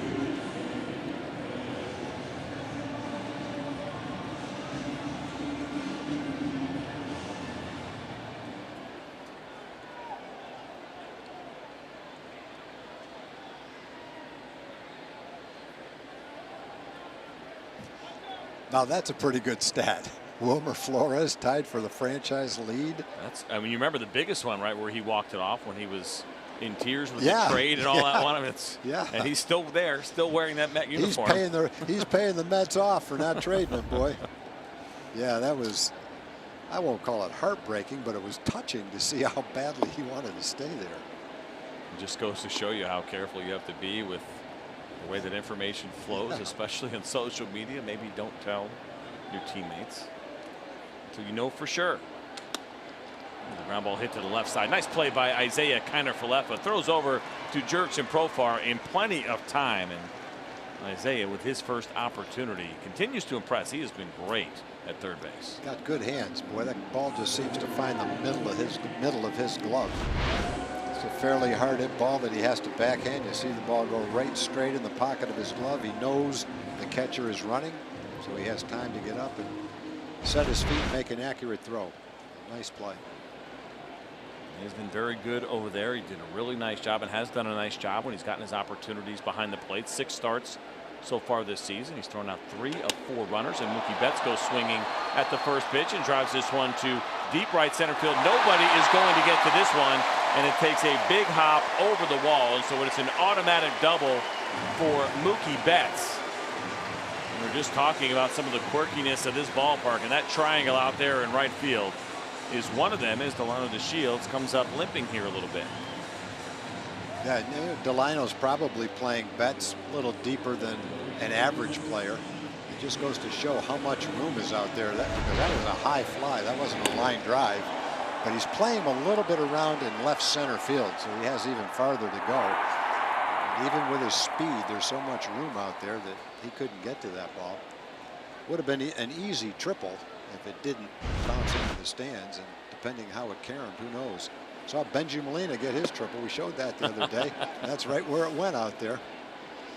So if Benji Molina can get a triple, I think the outfielder fell down, but if Delano fell down on that ball trying to retrieve it, maybe Betts going to come all the way around.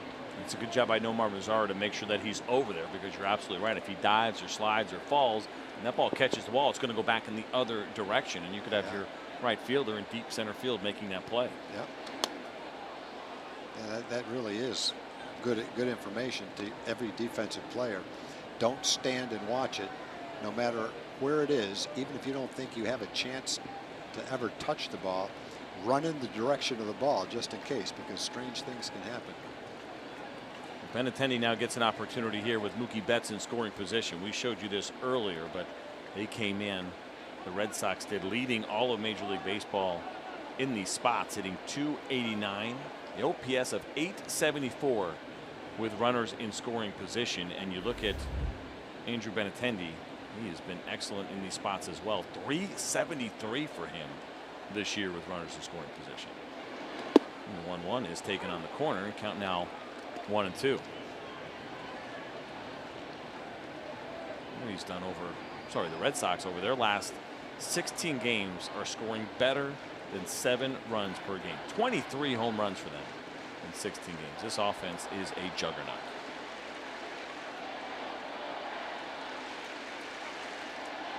1-2 from Mike Minor. Fastball misses upstairs. Count even now 2-2.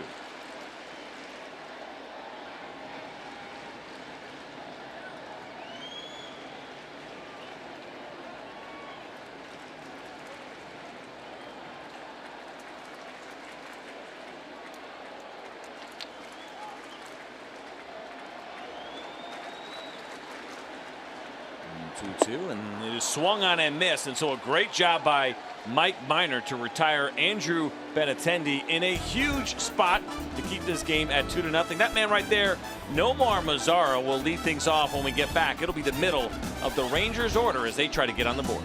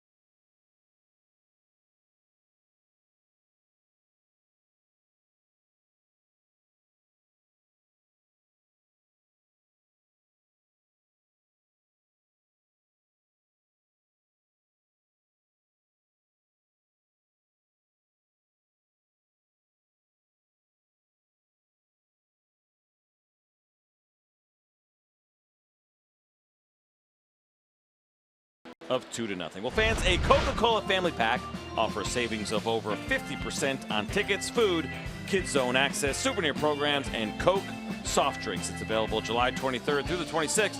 That's when the Rangers will be taking on the Oakland Athletics in a 4-game series. Make sure you visit texasrangers.com/specials. So Rodriguez is indeed out there here in the 6th inning after some nice defensive help in the 5th. And so Nomar Mazar will lead things off. He swings at the first pitch. It's a ground ball to the right side, and that is Xander Bogaerts fields it cleanly, and it's 1 pitch, 1 out for the Red Sox early. Yeah, from the time that I said Rodriguez has thrown whatever it was, 91 or 92 pitches, he's gotten about 4 outs on 8 pitches. Well, he needed just 13 to get through the 5th inning. He was able to pitch around that leadoff error by Rafael Devers. Get the next 3 batters out, although there was some hard contact, and there has been action in the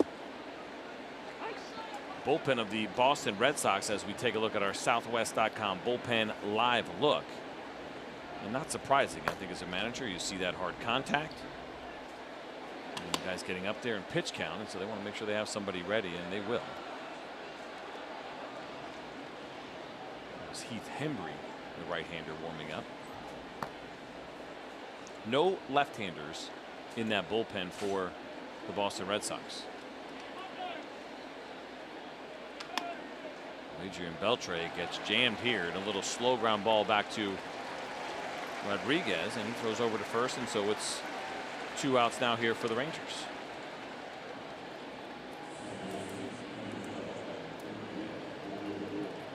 I don't believe in the jinx, Tom, but you might be right. Yeah.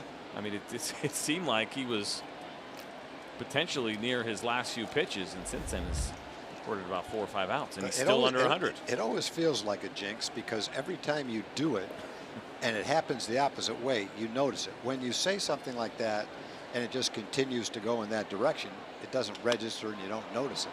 And Rougned Odor going the other way on a first pitch, and so it is a 2-out base hit for the Rangers second baseman. Yep, good job. Rangers just need one swing of the bat like the Red Sox had. Pop one over the monster, tie this game. Pitch out over the plate. Rugi slices it into left field. Jorgensen had a well-hit ground ball single his last time up. Got his speed on first base. Hit one down the line or in the gap.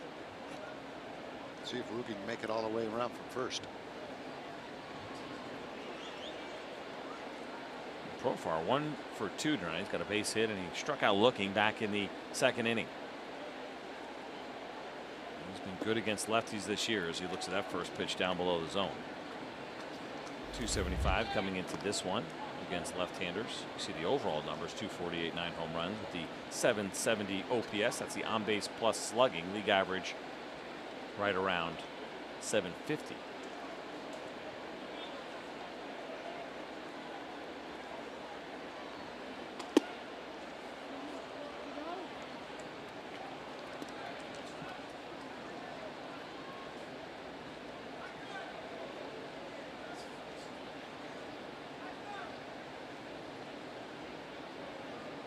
I think you bring up a good point, Tom. In this ballpark especially, and Mike Minor has gotten some big outs and some big spots to limit the Red Sox to just the 2 runs. And the idea of getting a run around and being right back in this game, certainly the Rangers have that kind of power. Those little plays here and there. Mike Minor, big pitches that he's made, and runners at 2nd and 3rd with 1 out. He was able to get out of that, and there are no easy outs in this Red Sox lineup. You see newly acquired Cody Guerin up in the Ranger bullpen, the right-hander coming over from the San Francisco Giants.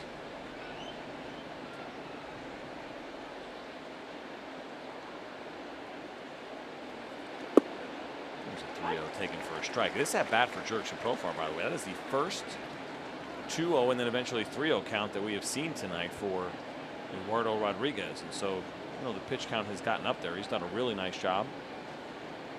Hasn't fallen that far behind very many guys. A couple of walks that came early, one in the first, one in the second, and that has been it. Here comes pitch number 105 to Jurickson Profar, and then just misses off the corner. So that 2-out walk will put runners at 1st and 2nd, and here comes manager Alex Cora.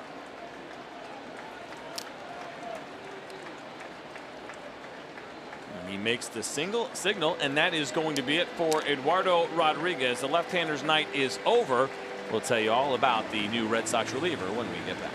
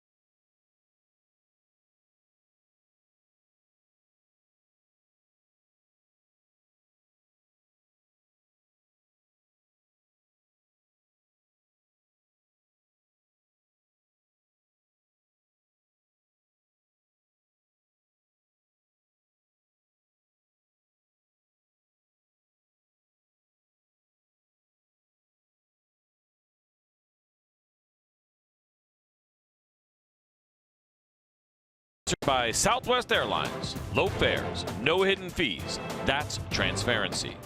And by Ford. Visit your local Texas Ford dealer during the Ford Summer Sales Event. Ford is the best in Texas. Well, welcome back to Fenway Park. We're in the top of the 6th inning. A couple outs and a couple of base runners on for the Texas Rangers. There is Eduardo Rodriguez. His night is over after that walk to Rougned Odor, and so there is a new pitcher in, and it is right-hander Heath Hembree. Yeah, Hembree's been throwing the ball well. In his last 20 innings, he's struck out 30. Since June 2nd, opponents are 3 for 44 against him. Left-hand hitters are 0 for their last 20, so he's been on a pretty good roll. He certainly has, and even though I mentioned no left-handers in the bullpen for the Red Sox, Hembree's got some very good numbers. You mentioned the streak that he has been on, but also just overall for him this year's left-handers hitting just 174, and there were a couple of those righties down in that bullpen that have been good against lefties. Joe Kelly, just an .098 batting average against lefties, and so well, you think you'd like to have a lefty in your bullpen. If you have better righties that are good at getting lefties out, you're going to go ahead and go with the all-righty bullpen, and that's what Alex Cora has done. There's Joe Kelly flicking some sunflower seeds. A little bit of a scare Sunday night against the Kansas City Royals. Had thrown 2/3 of an inning and came out because he was feeling lightheaded and a little bit dizzy, but they said he's fine.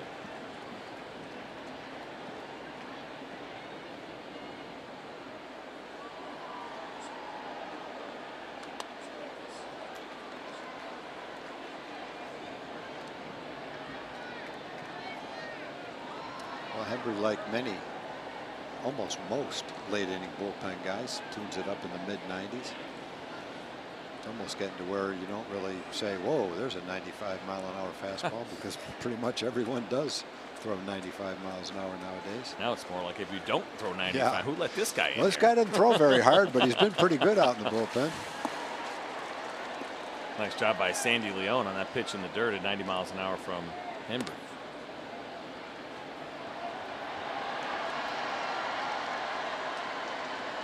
You saw that number up there in the earlier series down in Arlington. The Boston Red Sox bullpen very good against the Rangers at a 0.73 ERA.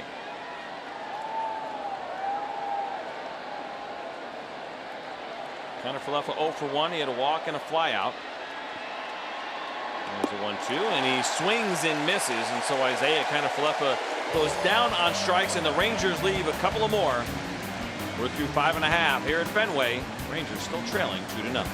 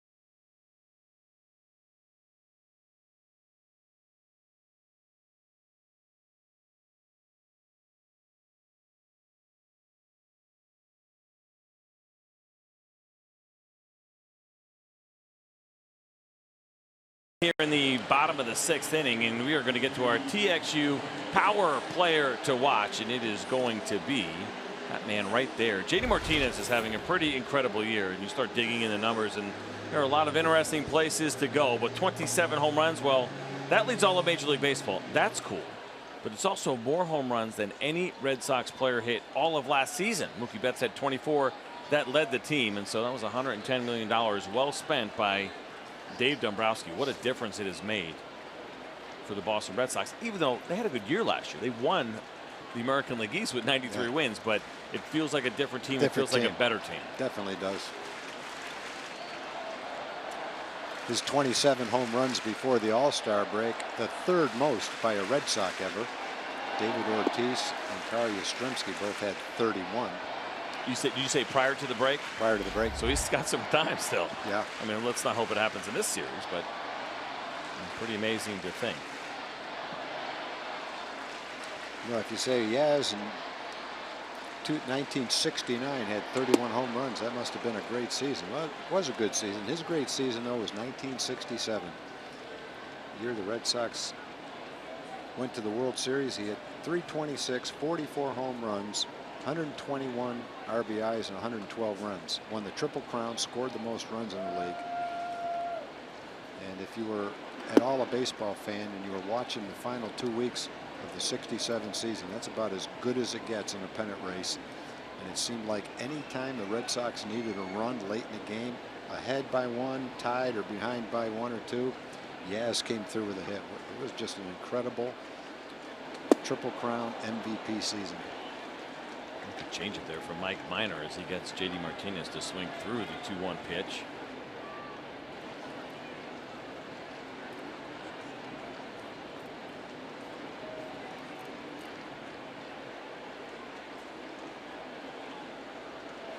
And a 2-2, and this one is grounded to the left side. Isaiah Kiner-Falefa has it over to first base, and so a nice job by Mike Minor to retire JD Martinez. Let's take a look at our Ford game summary. We're going to look at the one pitch that resulted in the only runs in this ball game.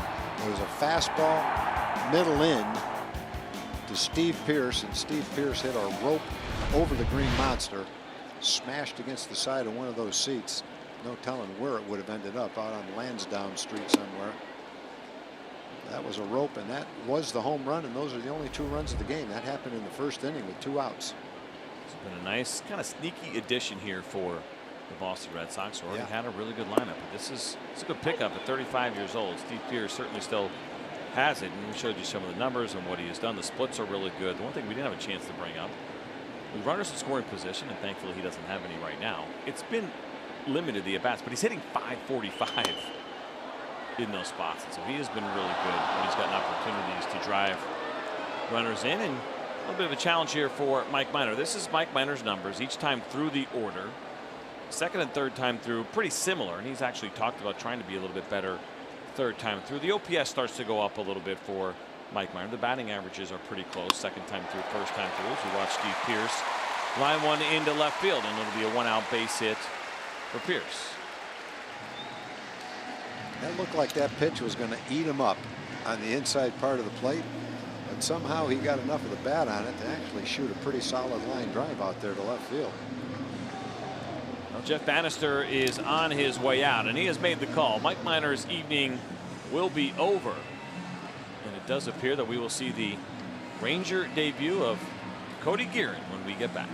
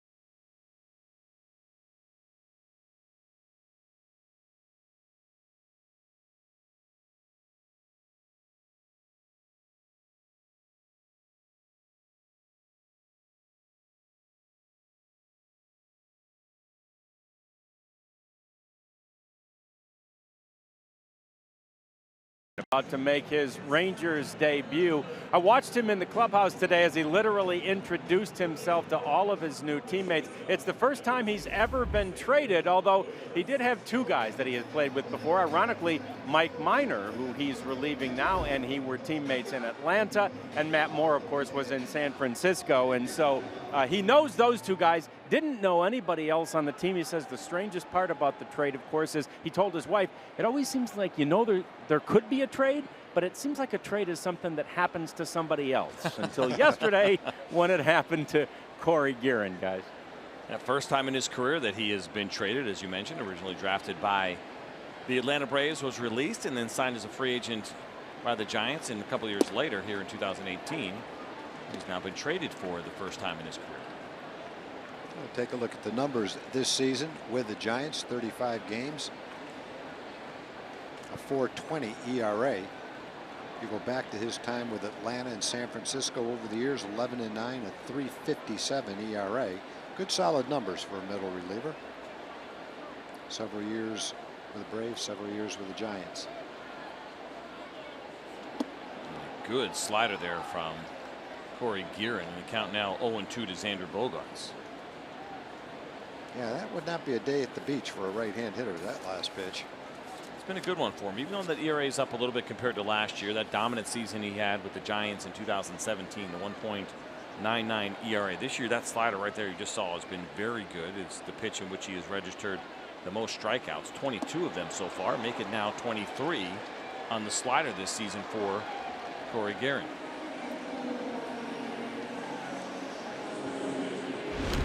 Let's take a look at it. You can see it coming out of his hand, the slider spin as it goes away from the bat.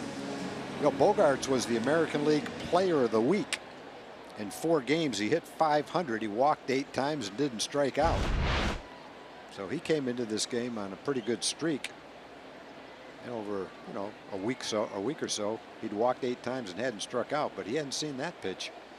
Well, those last 2 sliders were nasty pitches. I don't know how many times he'd faced Corey, probably not very many. But if he hadn't faced him at all, trying to hit that slider the first time you see it, pretty tall task. He's got that kind of little low 3/4 arm angle. It's certainly very difficult for right-handed hitters. Yeah. Slider good for him this year, 159 batting average against. Last year as well, a 134 batting average against that pitch.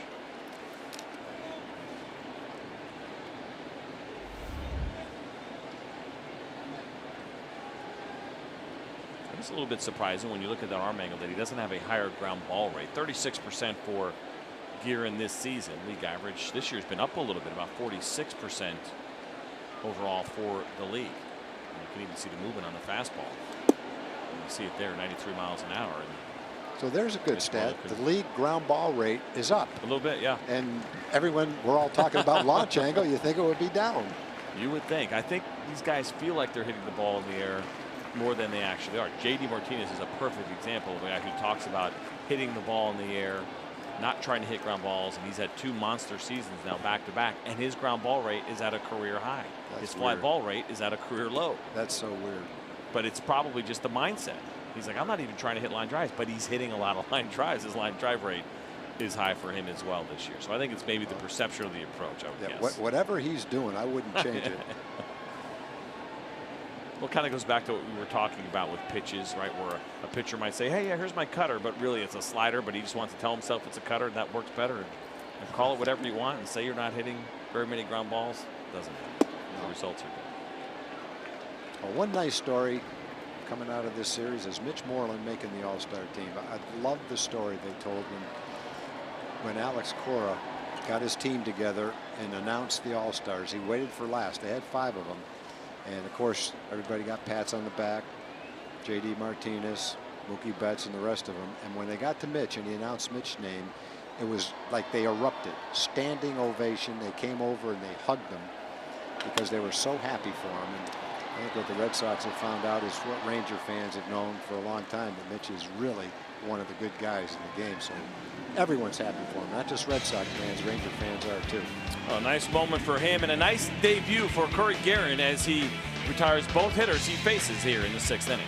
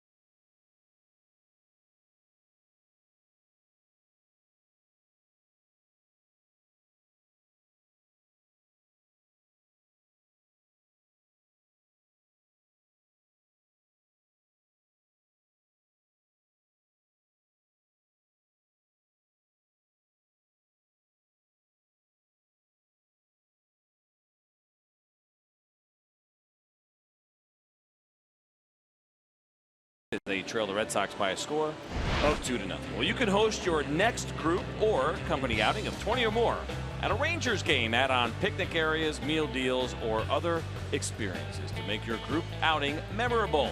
Make sure you visit texasrangers.com/groups. Robinson Chirino set to lead things off here in the 7th for the Rangers, and he'll face a new reliever in Brandon Workman. Only the 15th game for Brandon Workman, but a nice ERA, great whip. Walks plus hits per innings pitched less than 1. That's great. Good strikeout to walk ratio as well. Fastball and a cutter.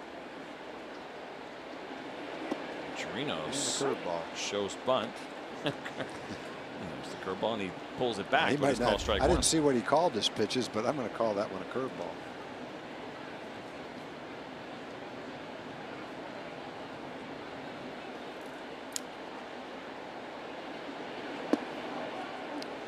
Okay, there's the cutter, and the one before it was the curve.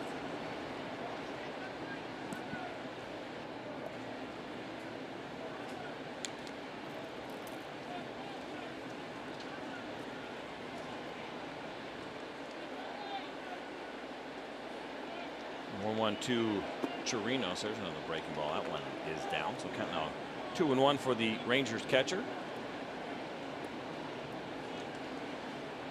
Robbie has been swinging the bat much better as of late. Came into this one 10 for his last 36. 3 home runs and 4 doubles. 14 RBIs over that span as well.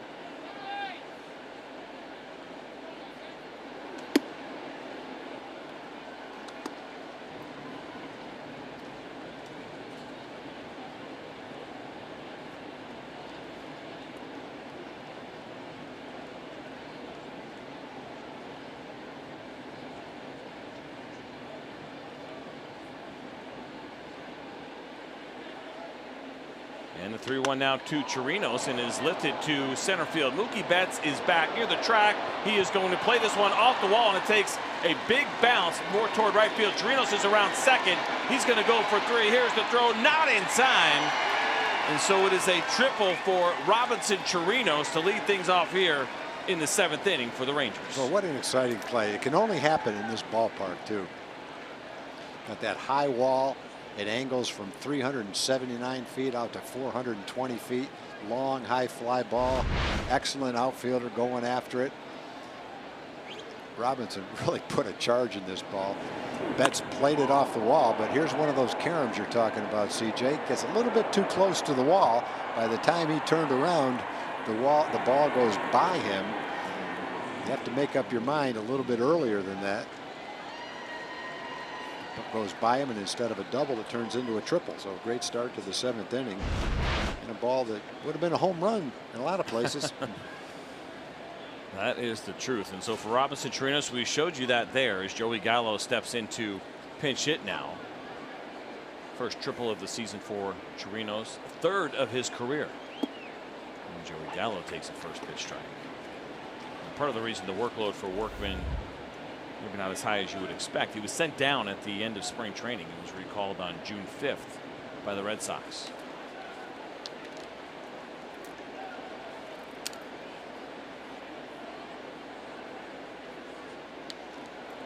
And the 0-1 to Gallo, and that breaking ball misses.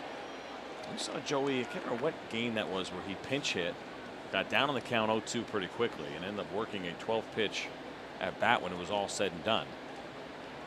See, we don't see Joey pinch hitting very much over the course of his career, and certainly something, talk about this a lot, difficult skill set for a lot of hitters. Not very many people comfortable in these spots. That one is way upstairs. Count now 2-1. This will be the 19th plate appearance for Joey Gallo as a pinch hitter. He's 2 for 14 with a double and 4 walks in his pinch hit appearances.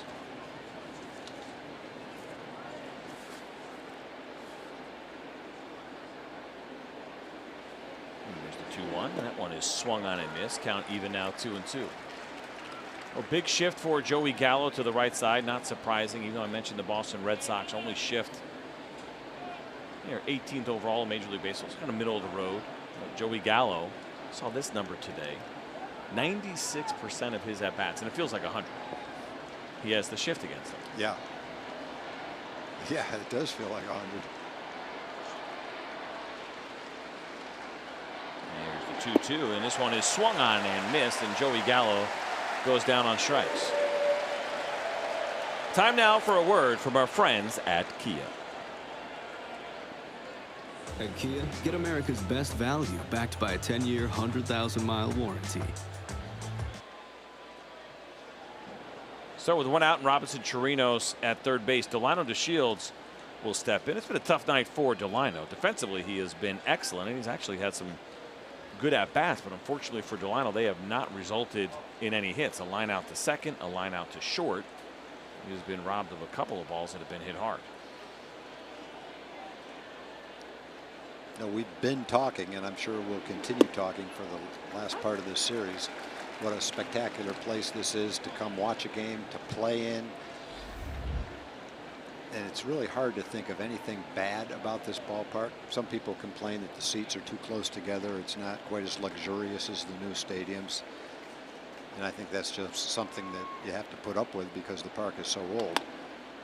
Ground ball to left side. Devers makes a nice play. Throws over to first. Delino is retired, and Chirinos had to hold. No chance for Robbie to score on that ground ball. And so after a leadoff triple, there are now 2 outs, and Chirinos still at third base. Yeah, Robbie did what he needed to do as a base runner. Take off toward third. He knows Devers can't get back to tag him. Just in case Devers threw that ball to first, he might have been able to score. But as it was, Devers looked him back just like he should and made the out at first base. There is one thing as a player that's terrible about this ballpark, and that's the walk back to the bench after you strike out. That's a long walk, boy. Yeah, these dugouts are, I guess they're down the line a little bit too. And they're back and they're just kind of further away than most of your dugouts. And they're small. Depending on who the fans are, you have to walk by Red Sox fans. But for me, Bert Hawkins was our traveling secretary, and he always put my mom and dad right in the club box right next to the dugout right there. And so I'd have to hear it from the Red Sox fans and then have to walk right in front of my mom and dad after a strikeout. It was a bad feeling. But were they here for the home run? The 2-run home run? They were here for that. That you hit off Dick Pole in 1976? Wow, that's pretty good. I remember. No, it was only 3. I don't remember. As a matter of fact, another funny thing about that is they had the club box, and back then the club box was the one right on the field, right next to the dugout. So if you're sitting in that seat, you can look right into the dugout. In fact, you might be sitting, the man right there, right next to Jeff Bannister. So they had the box one night right next to Billy Martin on a night where there was a lot of contentious plays. And after the game, my mother said, would you mind if my father, your father and me, sit somewhere else other than those seats the next time? And so from then on, they sat behind home plate. A ground ball bobbled by Nunez, but he recovers to retire Elvis Andrus. And so after the leadoff triple, the Rangers unable to score Robinson Chirinos will stretch here at Fenway.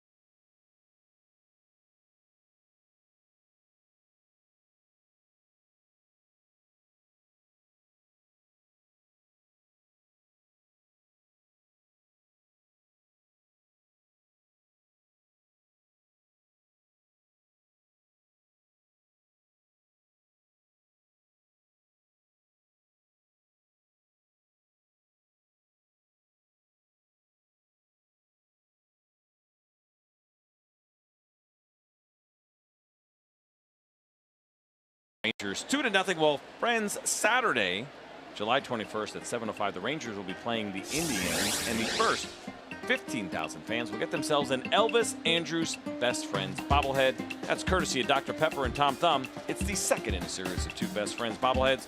Get your tickets at TexasRangers.com or by calling 972-RANGERS.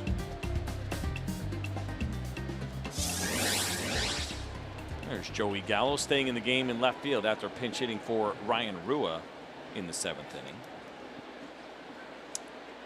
Corey Guerin is out for his 2nd inning of work, and this is something that you can probably expect to see as that first pitch to Nunez is fouled off. Jeff Bannister mentioned this before the game, that Guerin would kind of slide into that multi-inning role, something similar to what we saw from Tony Barnett and Jesse Chavez prior to their roles changing a little bit. Tony obviously on the DL now, just got transferred to the 60-day DL.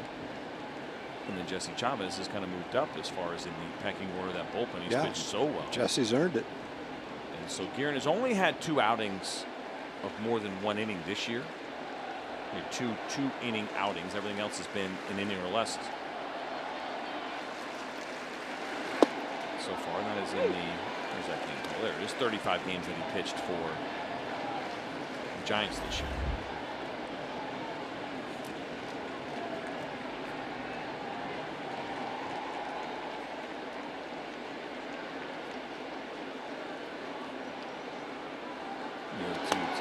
That one left upstairs but fouled off. So you saw Guerin there trying to sweep that slider down and away, and based on what we've seen so far, it's a pretty good looking pitch. Sure it is. Bogarts found out. He saw 2 of them. We were talking about this before and kind of joking about it too to some degree, but you know, look at Guerin's ERA, a little bit high coming out of the National League. The Giants said he, compared to what he did a year ago, but you dig into the game logs and he's got 3 games in which he went a total of 1 inning and a third and let up 8 earned runs. He's only let up 14 the whole year. Yeah. And so you can look at an inning and a third that didn't necessarily go the way that he had hoped, and you're looking at more than half of his ERA. How many innings does he have? He has a total amount of 30 innings coming into this one. So say gets down to 29, 6 earned runs in 29 innings. That's going to be something around low 2s probably, isn't it? I would be pretty impressed that you were able to even think about doing that in your head. So Well, I'm going to use my calculator. 6 and 18 innings would be 3, so it's twice as good as that. I'd say it's got to be right at 2. I think I have it at a 188 if my math is right. So I said an sounds inning right. and 2/3, or excuse me, an inning and a third. So that would knock down. You go ahead and take the 28 and 2/3 innings, right? So that's 28.6666. Times that by the 6 runs he let up, and it is a 1.88 ERA. So in his other, what is that, 32 games, 32 of the 35, he's had a 1.8. Yeah, so for the predominant part of the season, he's been below average. I mean, below 2 with his earned run average. Gets a ground ball here from Eduardo Nunez, first out, so it's 3 straight retired for Corey Guerin as a Ranger. Well, I think it's important. You have to dig in because it happens a lot. It's not uncommon where you see relievers, especially this time of the year, still trying to get your innings up a little bit. And so if you're looking to acquire someone, dig a little bit deeper beyond the ERA, and you certainly want to look at the strikeout rate, the walk rate, the hard contact, the home runs. 5 home runs allowed for Guerin this season. 3 of those came in those 3 outings over the inning and a third that we talked about. Yeah, you could probably do the same thing with Keone. Keone has a nice ERA at 3.38. But yeah, I think you already mentioned either today or yesterday what his ERA is in his save situations. So the runs he's given up, most of them have come in non-save situations. He has absolutely crushed it as the Rangers closer this year in big spots. He has been excellent. Devers now ahead in the count 1-0 against Guerin. And there's a ground ball into the right side and an easy play for Rougned Odor. And so 2 quick outs here in the bottom of the 7th for Guerin. It's really good so far. You know, something to be said too, like you have a couple of those bad games and it was pretty successful with the Giants, and their season they're kind of hanging in the balance there a little bit. So the idea of flipping the script, we talk about it all the time, changing uniforms, going to a little bit of a different environment. This will be his 3rd big league team.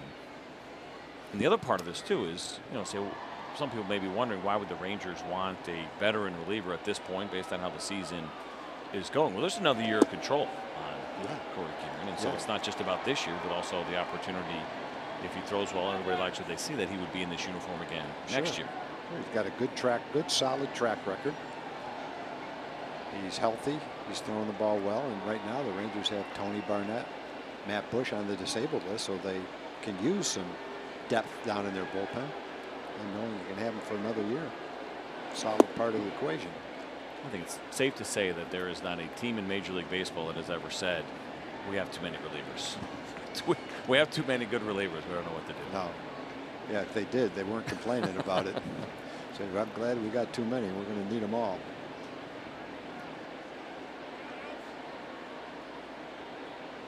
So we'll count to Sandy Leone, the catcher tonight for the Boston Red Sox, and he'll be catching a little bit more now with Christian Vasquez going on the DL.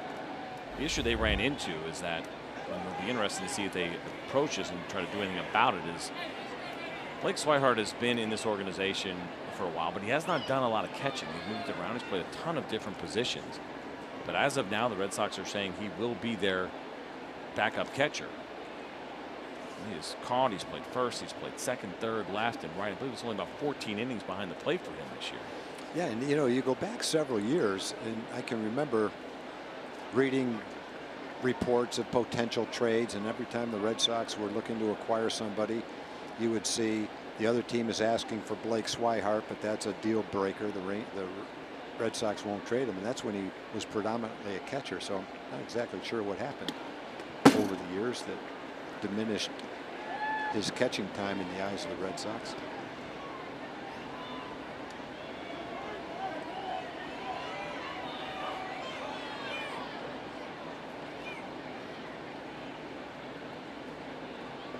We're talking about Kela in the year that he's had. 7 of his 12 runs came over 2 games in an inning in the third. Just 2 that got away. Otherwise, the overall numbers, overall area would be dominant. Situations, yeah. Yep.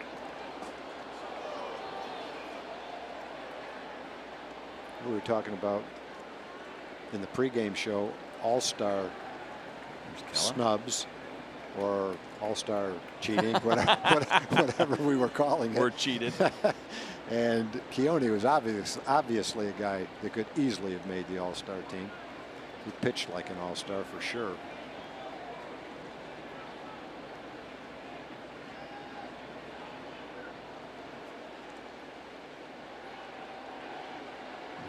Full count pitch from Gearing. This one is lifted to right field, not very deep.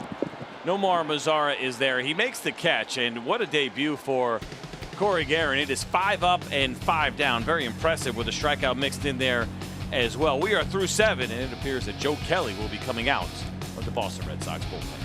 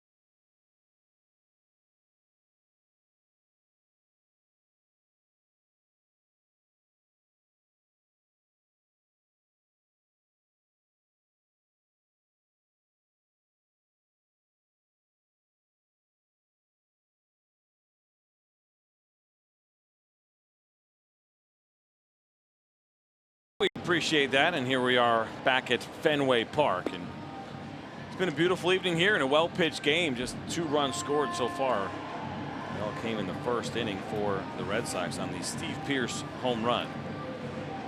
Mike Minor, Eduardo Rodriguez, the starters, 2 lefties, but it has been all about the bullpens now. And the Red Sox go back into that bullpen one more time as the right-hander Joe Kelly steps out for Alex Cora's club.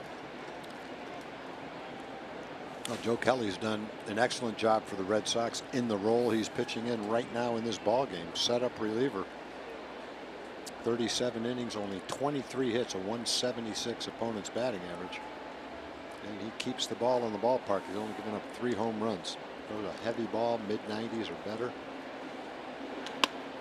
The first pitch breaking ball is grounded to the left side, but nobody there because of the shift. And so Nomar Mazara's got himself a leadoff base hit here in the top of the 8th. Let's see if the Rangers can do something here in the 8th inning with a leadoff man on base. Had a leadoff triple in the 7th inning by Robinson Chirinos and couldn't score. And in a game like this, that's a huge part of the ball game. So we've talked a lot about this with Nomar Mazara, where they have left that side. Some teams have closed it up a little bit. And look at this. Check this out. Nomar Mazara has lost 25 hits this season to shifts. Joey Gallo is right behind him at 21. But there was a case where the Boston Red Sox left that shortstop position open, and Nomar's talked about it. He notices it, and he feels like he can adjust his swing accordingly, and he has. Even though he's lost that many hits to the shift, in spots like that, to swing at a first pitch breaking ball, that's pretty impressive. It is pretty impressive. And, you know, he looks like the kind of hitter that could do that. As you know, you were talking earlier about some guys. It's a lot harder than it would sound to try to hit the ball the other way, but he really appears as a young hitter to be the kind of guy that can do that. That's not going to be a pull hitter, that can make them play him straight up and not put that shift on against him. Interesting too, I think, to see him offer at that first pitch breaking ball. You mentioned Kelly and the stuff that he has and the high-powered fastball, and Adrian Beltre fouls off that 97-mile-an-hour fastball from Kelly. And it's a little bit harder to stick out with your velocity these days. He has been one of the harder throwing relievers that we have seen over the last couple of years. We are seeing way too many guys that are touching 100 and more. Jordan Hicks is averaging 100 miles an hour with the Cardinals this year on his fastball. We've seen him touch 104. Has he set the record, didn't he? Yeah, and not the greatest of command either. I mean, as a hitter, as we see Adrian Beltre swing and miss at the 0-2, and he's down on strikes. Yeah, if you don't have much command and you're throwing 100 miles an hour, no one's digging in against you. I promise you that.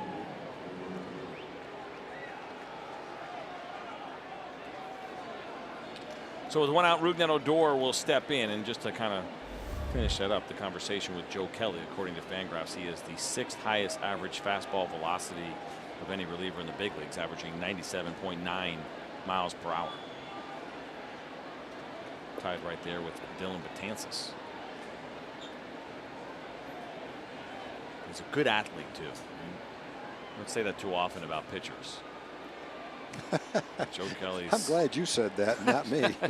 You were a pitcher. And I wasn't much of an athlete. There's a first pitch off speed pitch that misses downstairs.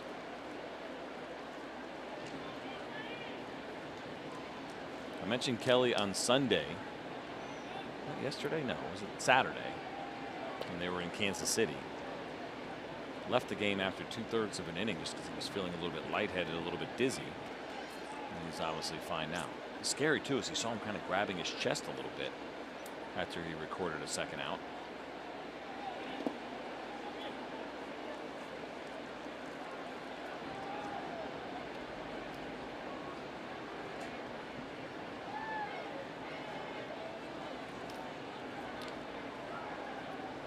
Talking about this a little bit earlier as well. No lefties in the Red Sox bullpen, but Kelly's numbers against lefties pretty impressive at 0.98. Now that will go up after the Nomar Mazara base hit. But almost as surprising is to see right-handers hitting 243 off of him with the live stuff that he has. Righties have been hanging in there against Kelly. No one misses way outside at 88.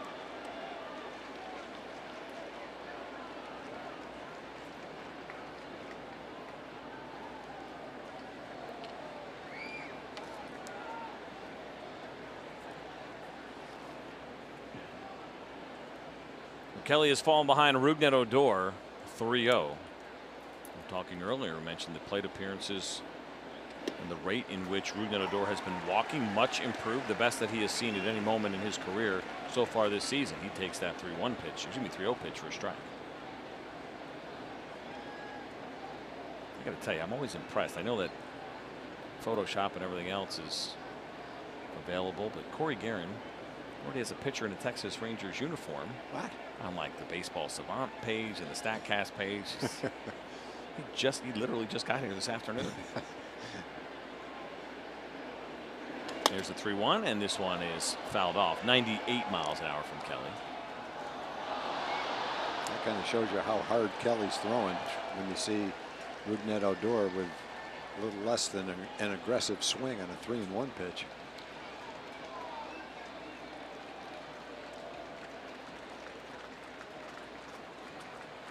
Kelly is well respected here in Boston. Earlier this season, a little bit of a brawl with the New York Yankees that he was involved in. Certainly make yourself a lot of friends in Boston by starting fights with Yankees. The full count pitch, and Odor doesn't swing, but it is a called third strike on the pitch. Let's take a look at tomorrow's starter, brought to you by Ford. And it's still TBD for the Boston Red Sox, but we know that Giovanni Gallardo will be going for the Texas Rangers. He is 3-0 in his 4 starts. High ERA, but he'll take the 7 runs of support that he has been averaging so far. The Rangers are 4-0 in those 4 starts by Gallardo.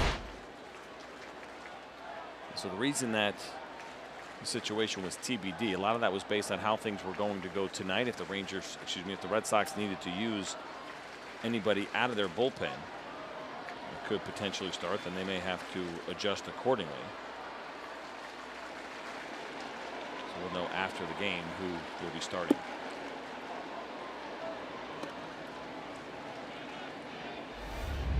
Jurickson profile 1 for 2 this evening, a single and a walk, 9 home runs, 46 RBIs on the season for Jurickson.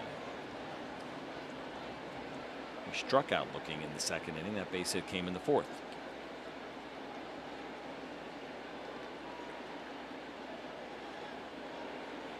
1-0 is swung on and missed, and it seems like we're seeing a decent amount of changeup. We keep talking about that fastball, but a lot of off-speed pitches here from Joe Kelly.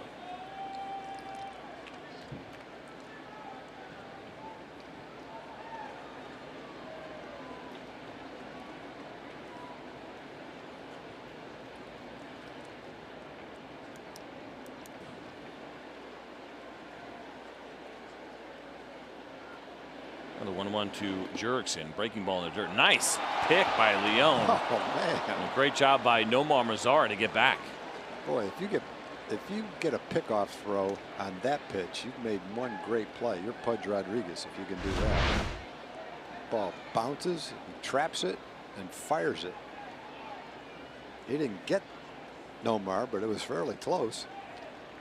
You can't blame him for getting off there, right? The odds of him picking that cleanly. I think Nomar was envisioning himself at second base.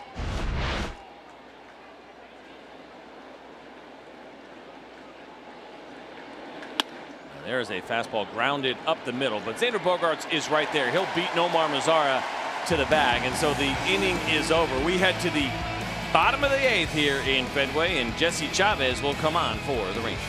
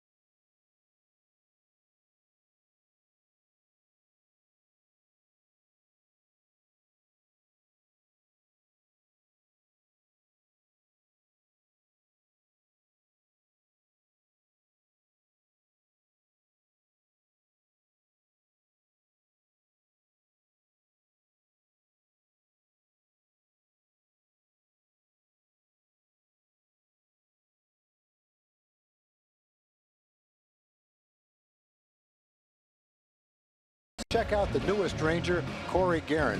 Excellent slider for a strikeout. A hard sinker to Mitch Moreland for a ground out. And then to show some variety, a really good changeup to Rafael Devers for the same type of a ground out.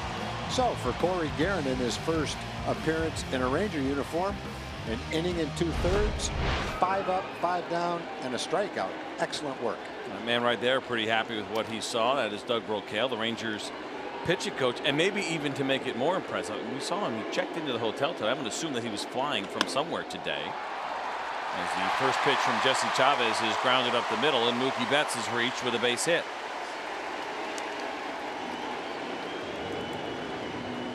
Second hit of the evening for Mookie Betts, as we take a look at the numbers for Jesse Chavez this year. Yep, the numbers for Jesse Chavez just continue to get better and better. They're pretty good right now. A nice ERA, good strikeout to walk ratio, fastball, slider, changeup, and a cutter. He's been throwing the ball extremely well. He's gone from kind of a long man, middle reliever type to a guy who's being used more and more late in the ball game.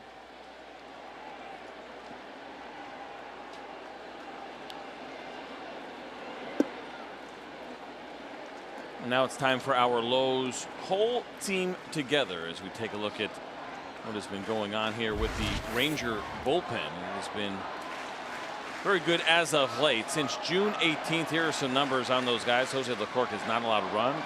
Claudio, Keller, Chavez all throwing the ball really well. You can go even a little bit further back for Jesse, as you were mentioning. He's transitioned roles here a little bit. Go back to June 1st, and the ERA is a 1.66 in 21 2/3 innings. And he has been on a very nice run. 17 strikeouts to just 5 walks. One of those intentional over that time. Well, here's a ground ball hit to the right side. That's going to get through for a base hit, and so it's back-to-back singles to start off the 8th inning here for the Red Sox. Well, we talked a lot about both Betts and Benintendi early in the ball game, before the game, and both of them have had a single and a double in the game. Benintendi turns on that inside pitch.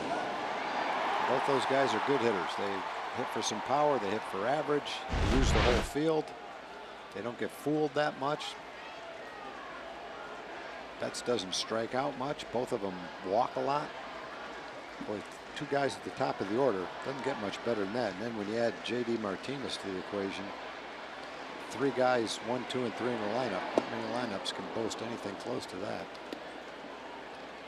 Tough lineup indeed, as J.D. Martinez swings and misses. He's 1 for 3 so far this evening. He had that single in the first inning, scored on the Steve Pearce home run, and that has been all the offense that we have seen so far tonight. And combined in these spots, these teams are 0 for 8 with runners in scoring position. The Rangers 0 for 5. The Red Sox 0 for 3.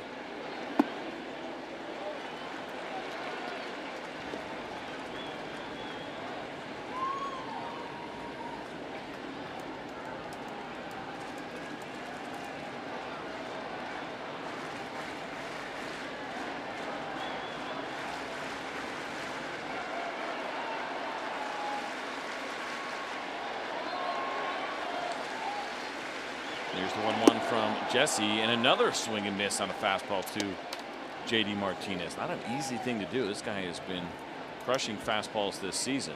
This one looks like it almost has slight cutting action to it. In fact, the way it came out of his glove, out of his hand, it does. Pretty nice pitch. Outside corner. I don't know how much that movement would be, a couple of inches maybe, but enough to make it a tough pitch for J.D. Martinez.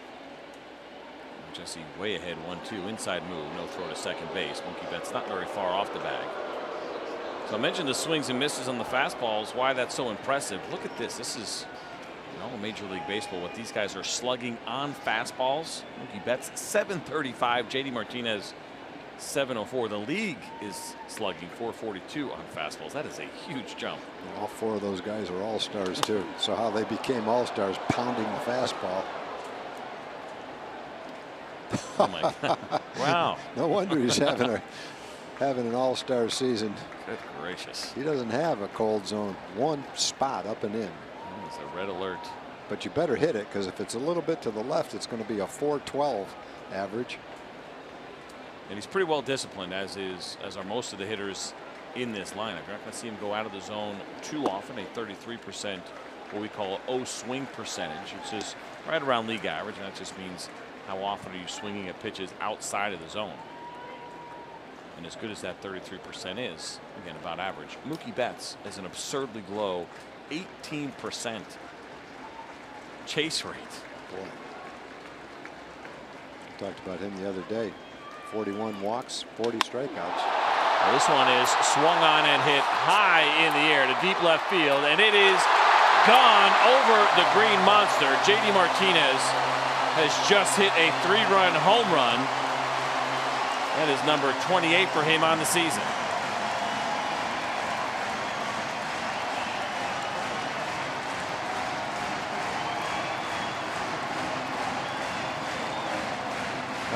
As we've said many times tonight, it's a tough lineup to get through. And the 3 guys in the top of the lineup are pretty tough. I think if you're going to pitch them anyway, you try to throw it in, maybe a little higher than that based on our hot zone. But in this ballpark, JD Martinez is a major force. He's hit 18 of his home runs in this ballpark, has way over half of his RBIs. Likely the frustrating part there for Jesse Chavez was that he hit his spot. He threw that ball exactly where he wanted to. And that's the kind of year that JD Martinez is having. And he's even hitting pitchers' pitches out and hitting them hard. 5-0 now. The Red Sox are leading the Rangers. All 5 runs have come via the home run. That one that you just saw by JD Martinez, and the other one back in the first inning by the man that's at the plate right now, Steve Pearce.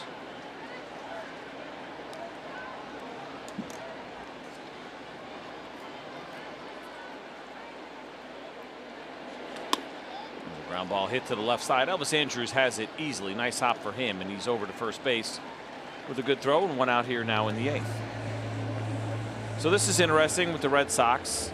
54 games this season, they have scored 5 or more runs. That's the most in the game. They're 21-6 in those spots since May 16th. It's been a good bullpen. As you see Dustin Pedroia there on the DL talking to Alex Cora. Well, Craig Kimbrell was warmed up when it was a save situation, but he's not warming up now, so Rangers won't see him in the 9th inning.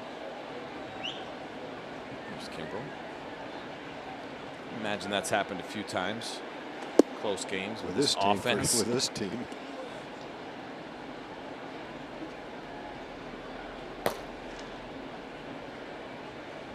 It's Ryan Brazier, the right-hander, warming up.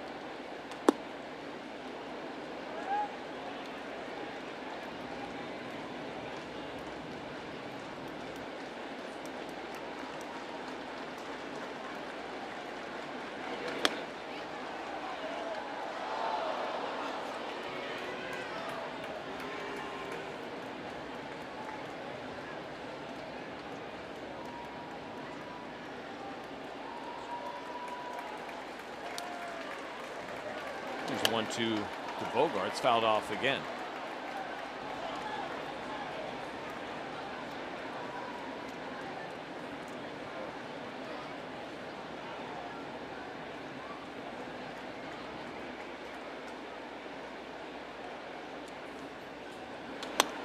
And there's another foul ball back our way.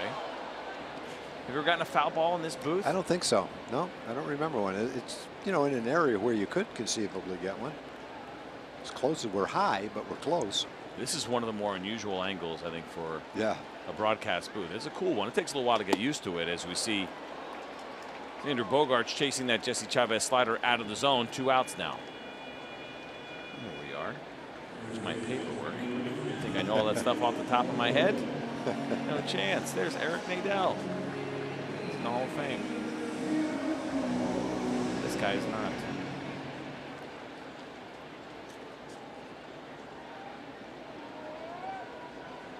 So 2 outs now here for Jesse Chavez against Mitch Moreland.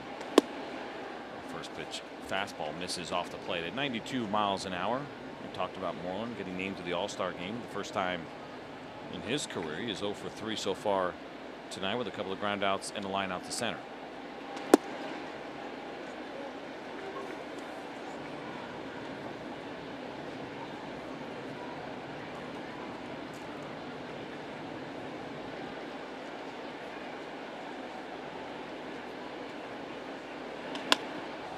High fly ball hit to left field. Joey Gallo is there, though, as this one is shallow. And the inning is over, but not before the Boston Red Sox add 3 more thanks to J.D. Martinez's 28th home run of the season.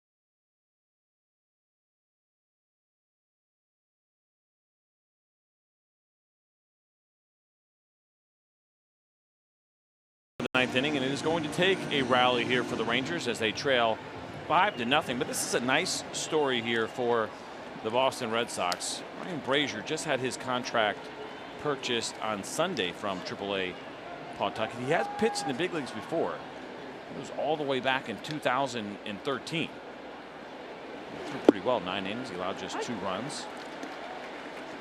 He missed all the 2014 season. He was with the A's in the minor leagues in 2015, 2016. Pitched for the Hiroshima Carp last year in Japan, and now back in the big leagues here with the Boston Red Sox. 5 years after the last time he was in the big leagues. That's a lot of years in big league time. Wow. First pitch he threw was 98 miles an hour. Next pitch was a 90-mile-an-hour slider. 0-2. Kind of Falefa drills one to right field, but J.D. Martinez is back in time, and so there is 1 out here in the 9th. It's time for our Coors Light refreshing finish. Let's go to yesterday's ball game and check out Shin-Soo Choo. 0 for 4, gets 1 more at bat in the 9th inning, cues one down the third baseline. Can't go all out because of a quad muscle injury, but he's able to go 3/4 speed, and that was fast enough to get his hit to extend his on-base streak to 47 games, and after the game learned he was going to be on the All-Star team, so he called it one of the best days of his life. I mean, it had to be, right? It's incredible to think that that would all happen in the same day, and could not happen to a nicer guy. And he's been just great for the Rangers this year, especially with so many more young players in the lineup, and what he has done and what he has tried to share with his teammates. And the approach that he takes is certainly an example worth following, especially in today's game. And we're talking about how the Red Sox players responded to the news that Mitch Moreland made the All-Star team. Well, the Rangers only had 1 All-Star, but they responded the same way because it was Shin-Soo Choo. All of them so happy for him.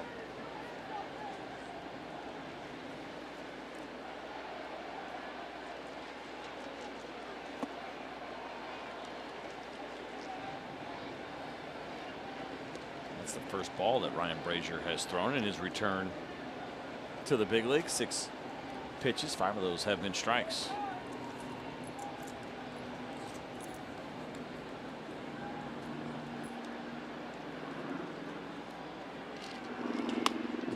Slider foul.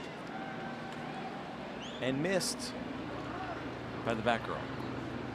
Ball girl, excuse me.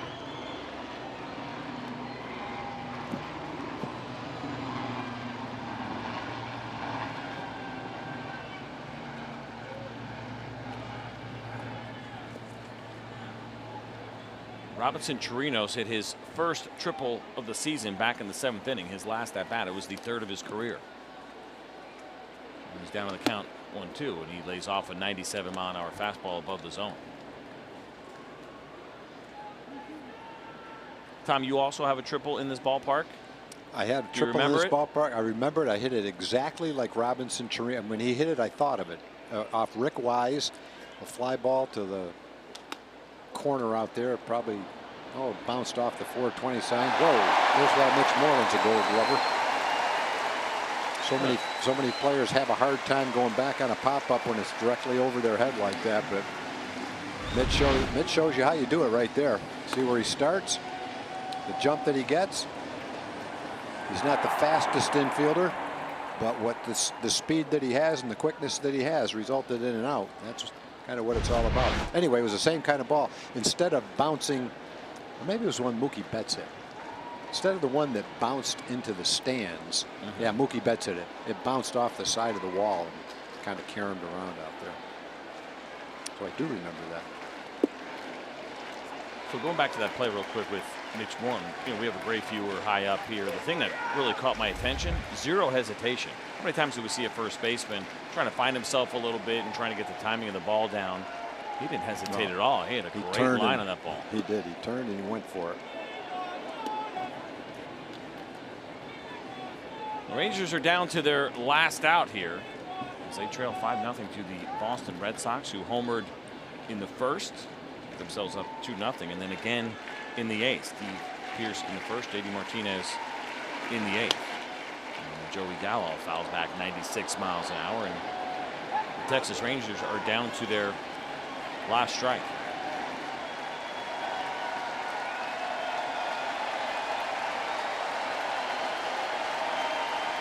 An announced crowd of 36,754, 12th sellout of the season. And this one is foul back, and we'll do it again.